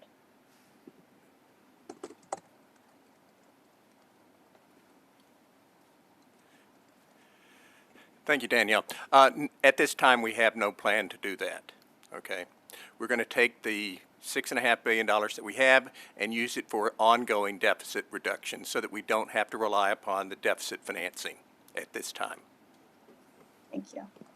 All right, Bob, you may want to stay handy because next up is Paul Berger of the Wall Street Journal. Paul, known to ask a finance question or two over time. Paul. Hi, can you hear me? We hear you well. Great. Yeah, I do actually have a question for Bob. It was about the deficit financing. Bob, I think you said that the $2.9 billion wouldn't be needed, I think, this year and next year. And so I was just wondering, does that mean that you will, if that's correct, will you be paying it back, or will you still need it for something and then have to bond it out and repay it over a longer period? Yeah, the February plan, so the budget that was passed, had $1.65 billion of the $2.9 billion deficit proceeds to be used this year to balance the budget, and about $1.25 billion anticipated to be used next year. Now that we've received or will receive an estimated $6.5 billion in addition to the CARES and CARISA funds, we don't need to use those proceeds. Now, we still will keep those proceeds available, but what our goal will be is to use that as the last dollars necessary to address the deficits in the future. So we'll use the grant monies that we're receiving to address deficits as long as it holds out. We're hoping that as ridership comes back and as the economy improves, that the revenue shortfalls that we've experienced because of the pandemic will be reduced and minimize future deficits, but we're going to hold on to those proceeds. And in an ideal world, we may not need it, and if we don't need it, at some point in time, we could use the proceeds to pay off the obligation. Thank you. You're welcome. And then I just have one other question, not for Bob, maybe for Pat or for Sarah. I feel like the MTA's made quite a big deal recently about ridership ticking up. But when I look at the numbers, it doesn't look like it's really increased by that much. In fact, if you look at, say, October, November, ridership more recently is very similar to that period. So in many ways, the increase is coming off the kind of December, January, February dip, and you're pretty level to where you were several months ago. So how do you have any confidence that there really is a sustained ridership increase going on right now on subways and buses? Sarah, do you want to speak to it? Sure, I'm happy to. I mean, look, I think what I said in the meeting remains the same. I feel like we're chipping away at it. I don't know if we've made a big deal out of ridership the last couple of days. I think, those who watch this closely, the advocacy community, certainly many of you are interested in when we hit little milestones. And as we hit those milestones, we try to let you know. So, look, I think, is hitting 2 million significant? I think it's significant given what we've been through and how we're trying to chip away at this and bring people back. Certainly, it's nothing close to where we used to be and what I hope we'll get back to. So, I think we keep working at every day to make people feel comfortable and confident coming back, and we'll keep working at it. I certainly do think that the weather helps, and I think reopening the city helps, and I think reopening the economy helps. And we go next to Christina Goldbaum at the Times. Christina. Hey, I've got one question on ridership and one on service. On following up on the ridership stuff, and Sarah, you mentioned that you guys are ahead of the McKinsey projections. Do you know how far ahead, like, 1% ahead, or like how far ahead you guys are for subways? And then Pat, I'm curious if you know the same for commuter rails in terms of how that compares to what McKinsey was projecting. I don't think we're ahead on subways. I'm not sure that we're ahead on subways. We're a little ahead of McKinsey projections on buses. Okay. Yeah, Christina, with respect to the commuter rails, obviously Long Island Railroad's ahead of Metro North. Long Island Railroad is at or close to the McKinsey projection. Metro North is below it, and we're expecting ridership on both commuter rails to increase, and we'll be watching it and reporting it regularly. Okay, and then on service, I mean, you've mentioned that the next service changes people will see are increases. Can you walk us through a little bit about, what metrics you're using? Are you saying if a certain number of people get in a train car, that tells you that there should be more service at that time? Is it just when riders are complaining about things being crowded? Like, what metrics are you using to determine where and when to increase service? Sarah? I'm sorry, Pat, I thought you wanted to answer.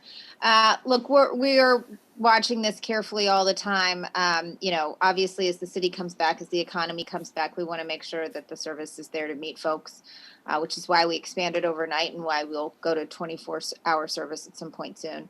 I think as we make some determinations over the coming months or the coming weeks about what service is going to look like over the coming months, then we'll have more to say and we'll have more confidence in knowing exactly where we're going to land. And the next question goes to Clayton Gusa at the Daily News. Clayton, good afternoon.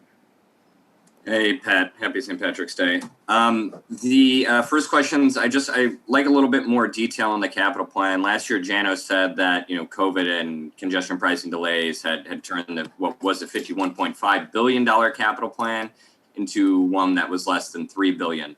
So you guys said that the capital plan was resuming. How much current funding do you have in it? And what projects are you looking at to move forward with? And I have one more question after that.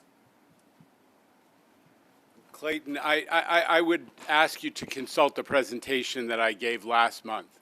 I never said that the capital program, the $51 billion capital program, was down to $3 billion. What we showed is, and we went through it last month with a pie chart, is that we were, before the American Rescue Plan started to come in to port, we were looking at a capital plan that had lost probably 60% of its revenue expectation. Or its funding expectation, and that the elements are gradually coming back. The key one that we are still uncertain about is congestion pricing, when that's going to be approved, when it's going to be put into effect, and when it's going to generate revenue.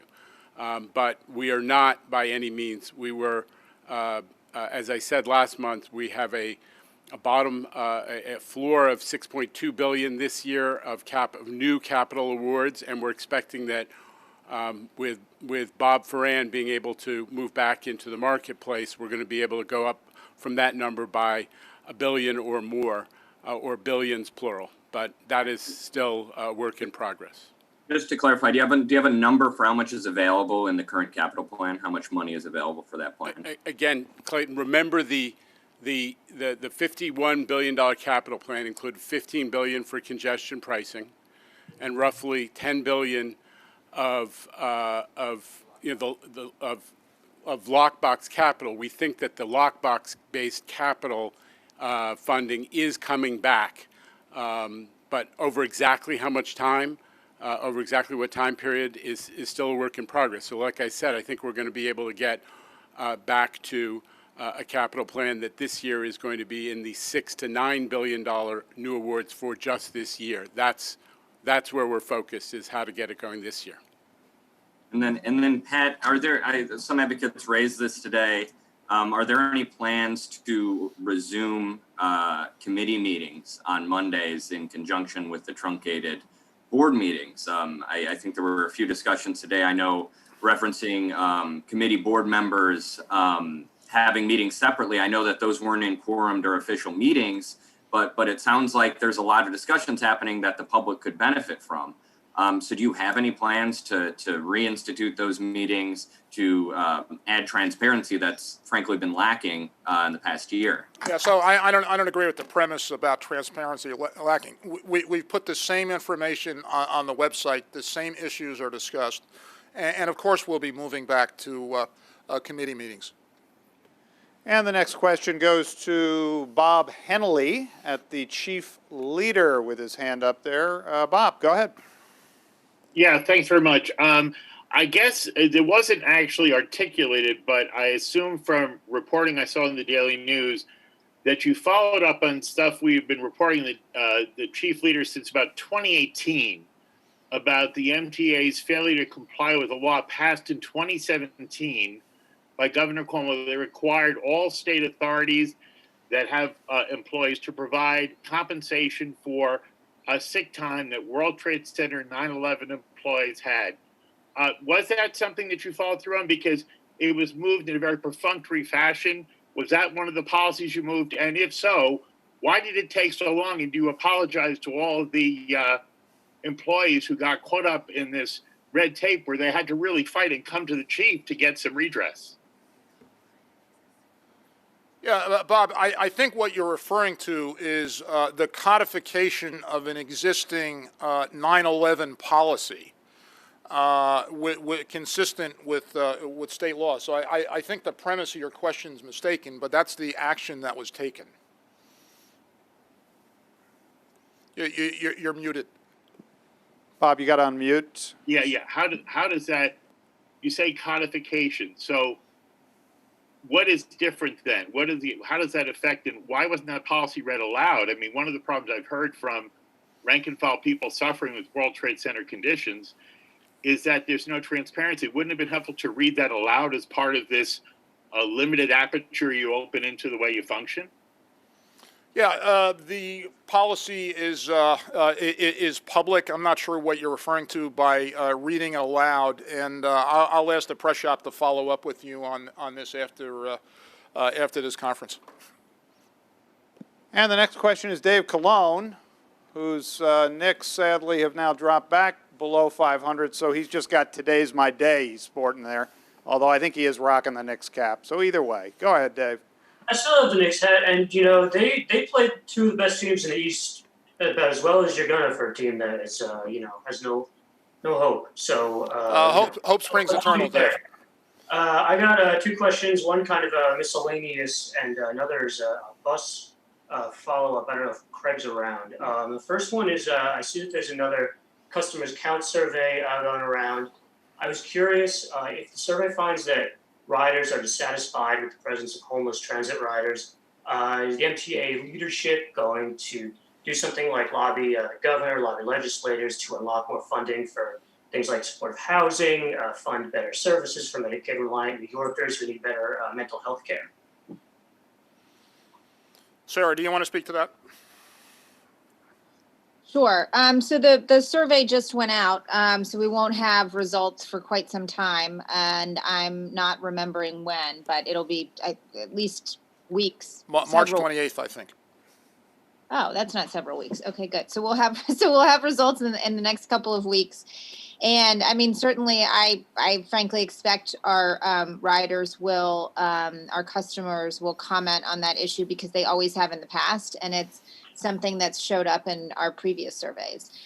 In terms of lobbying the governor and the legislature and the city council and others for more resources, I mean, I feel like that's basically my day job. I mean, I'm constantly urging the powers that be and policymakers to do more on these issues so that they don't reside in the transit system, because that's not where they should reside. We absolutely need better housing. We need better mental health services. But, I think Pat and I have both been a broken record on that for the better part of the last 2 years.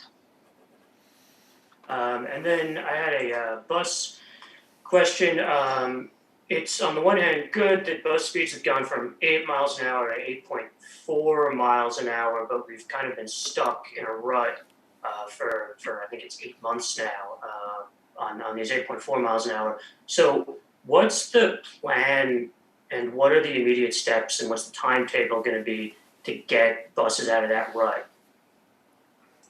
So Craig is out, but I'm happy to try to do my best to answer for him. And if I screw it up, then we can just say it was because Craig wasn't here. So you're right. We've been stuck in a bit of a rut, which has been frustrating to Craig, but frustrating to all of us. You know, can speak for myself and say that one of the things that we've been talking about is making sure that we're doing everything we can to keep the bus lanes clear. And so I wrote a note to myself earlier this week that I wanted to check in on the ticketing that's happening in bus lanes and where we are on that, because we were always talking about making sure that we were going to tweak the policy as needed. So keeping an eye on the number of tickets that people are getting and making sure that if there's a max threshold that we're raising it and all that. So I feel like I need to check in on that. But look, we continue to try to work with the city to get additional bus lanes and busways and miles of bus lanes. And so we'll continue to do that too. That all helps. And we move forward to Ben Kabak of 2nd Avenue Sagas. And then Jose Martinez is going to take us home today. But first, Ben, you're up. All right, thanks, guys. Two questions. First, I wanted to circle back on a couple of the mentions of congestion pricing. We're 2 months into the Biden administration, and it sounds like we're still hearing just that things are being fast-tracked and that this is an uncertain element of capital funding. Has the agency received any further word on when DOT plans to issue any guidance on what review is required for congestion pricing? First, I realize 2 months is a long time, but it's actually a very short period of time. We're encouraged by the fact they're prioritizing the review. Discussions have taken place, and we are encouraged by the approach the new administration is taking. I can't give you a date, Ben, because I don't have one. All right, thanks. Just wanted to circle back on some of the crime numbers, too. I know the NYPD reports these as an up or down count of the number of major felonies per day. Has there been any discussion on shifting that to a per rider basis? When I looked at some of the numbers last month, it looked like there was a major spike in major felonies in April of 2020 when ridership cratered and the numbers were pretty high. And that's gone down about 75% since then. But, it's not always reflected in the way the cops report the rates. But in terms of educating the public and making sure we're aware of what is and isn't a safety risk right now, has there been any discussion on sort of shifting to a per million rider basis or some other rate measure rather than a count? Sarah? I will just say that the NYPD has not thus far taken my advice on how to collect and release data, but I'm sure they'll take yours, so go for it. But I mean, from our perspective, no, I would, I always have sort of the stuff I'm pushing with the NYPD.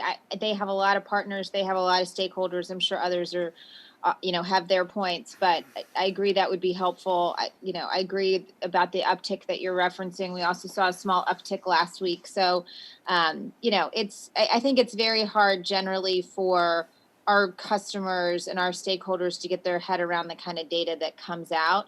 I get it. The NYPD data is not created for our stakeholders. They've got a whole city to manage, and the crimes that they're tracking most closely are really important to track. So I'm not going to tell them how to do their job, but I agree it's not necessarily perfect for our uses. Yeah, Ben, the one suggestion I'd make is enterprising journalists could take the ridership number, right, which in pre-pandemic was 7.5, 7.6, depending on the day. And, this week it's going to be something like 2.9 or something like that, and adjust it.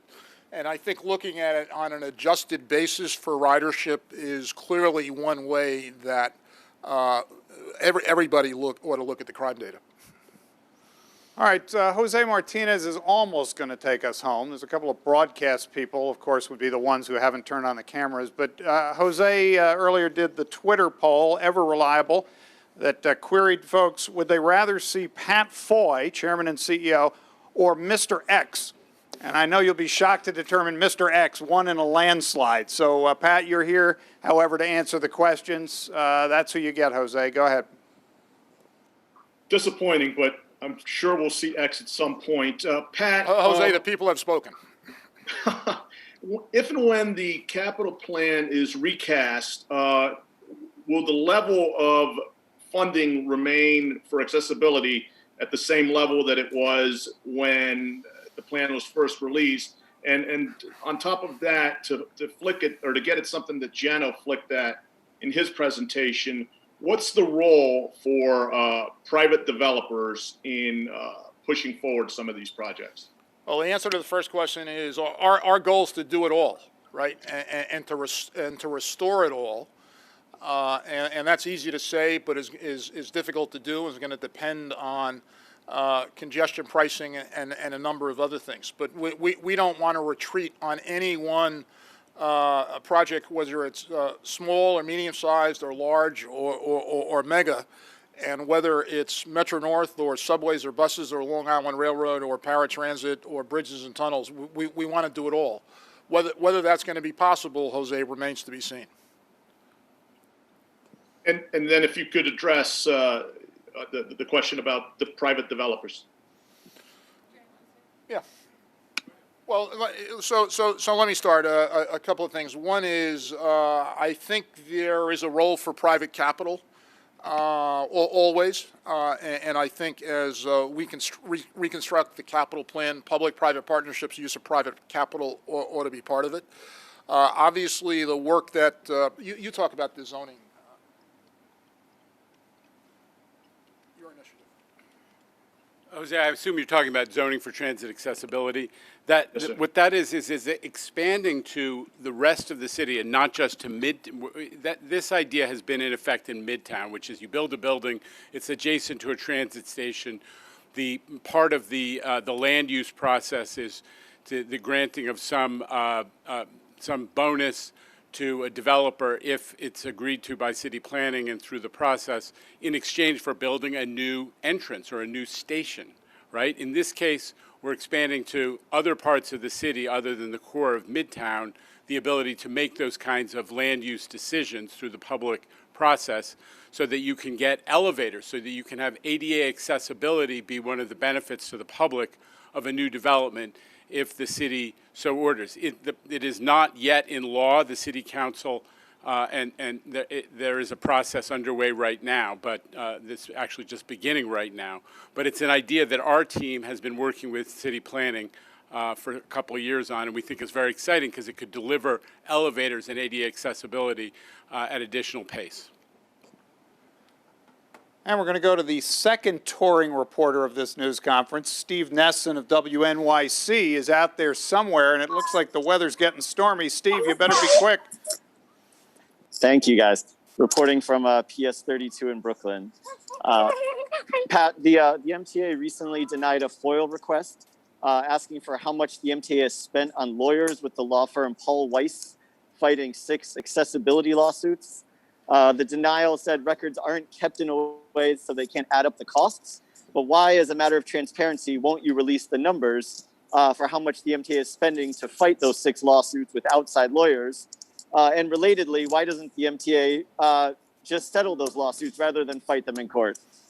Yeah, first I've heard about it. As I understand, I was just told it's on appeal. Frankly, I'm standing here today. I don't really understand the reason for the denial. Have not been briefed on it, but I will talk to the FOIL folks, Steve. And release those numbers. Look, I can't commit to that because I don't know what the issues are, but I will talk to the FOIL people. And we move on to our last questioner today. Dan Rivoli is out there somewhere. We have it on good authority. He is looking to ask a question. There he is. Dan, you're up. Hi, good afternoon. Question for Jano and Pat on the 2nd Avenue subway. Can you please provide an update on where that is from your point of view, where you are in seeking the federal funding? And perhaps if you can help me sort out for my viewers, you know, the MTA, they're going to hear the MTA gets $6 billion from the federal government. I take it you are still looking for the federal government to fund a portion of the 2nd Avenue subway Yeah, separate from that funding. So yeah, we are, in Steve. So your Yeah. viewers should understand the following. Thanks to the work of Senator Schumer and the New York congressional delegation, we've gotten an extraordinary sum of money, including the American Rescue Plan, $14.5 billion. All of that is dedicated to dealing with our operating deficits caused largely by the decline in ridership, worse than the Great Depression in 2020. And obviously, we talked about the ridership today being, $1.9 million. It's creeping up from pandemic lows, but it is still depressed and still having a huge impact on our finances. That's going to continue to be the case until ridership comes back to what it was pre-pandemic. We've got a long way to go. So the $6.5 billion in the American Rescue Plan is not going to help us with respect to any capital project, except it reduces the pressure on the operating statement. And your statement is right. We're going to need federal assistance. And obviously, we're encouraged by the fact that this president is focused on a substantial infrastructure bill and understands the importance of making America's infrastructure at a 21st century level. It's important for customers, it's important for job creation and job retention, and for prosperity in the United States. And if Jano can provide an update, please, on the 2nd Avenue subway, its status on what you are doing on your side to apply for that federal funding. And Jano, just related to that, is what had happened with that delay during the previous administration? What did that do to the project, and what is changing now that you have, as the chairman just said, a more amenable administration in Washington? So Jano stepped out to take a call, and we'll come back to you on the details on that, Dan. All right, Dan, thank you. Thank you, Pat, Jano, Bob, the entire crew here at Lower Manhattan headquarters. Mr. X did not make it today, but the people obviously want him. Thanks, everybody. We'll see you next month.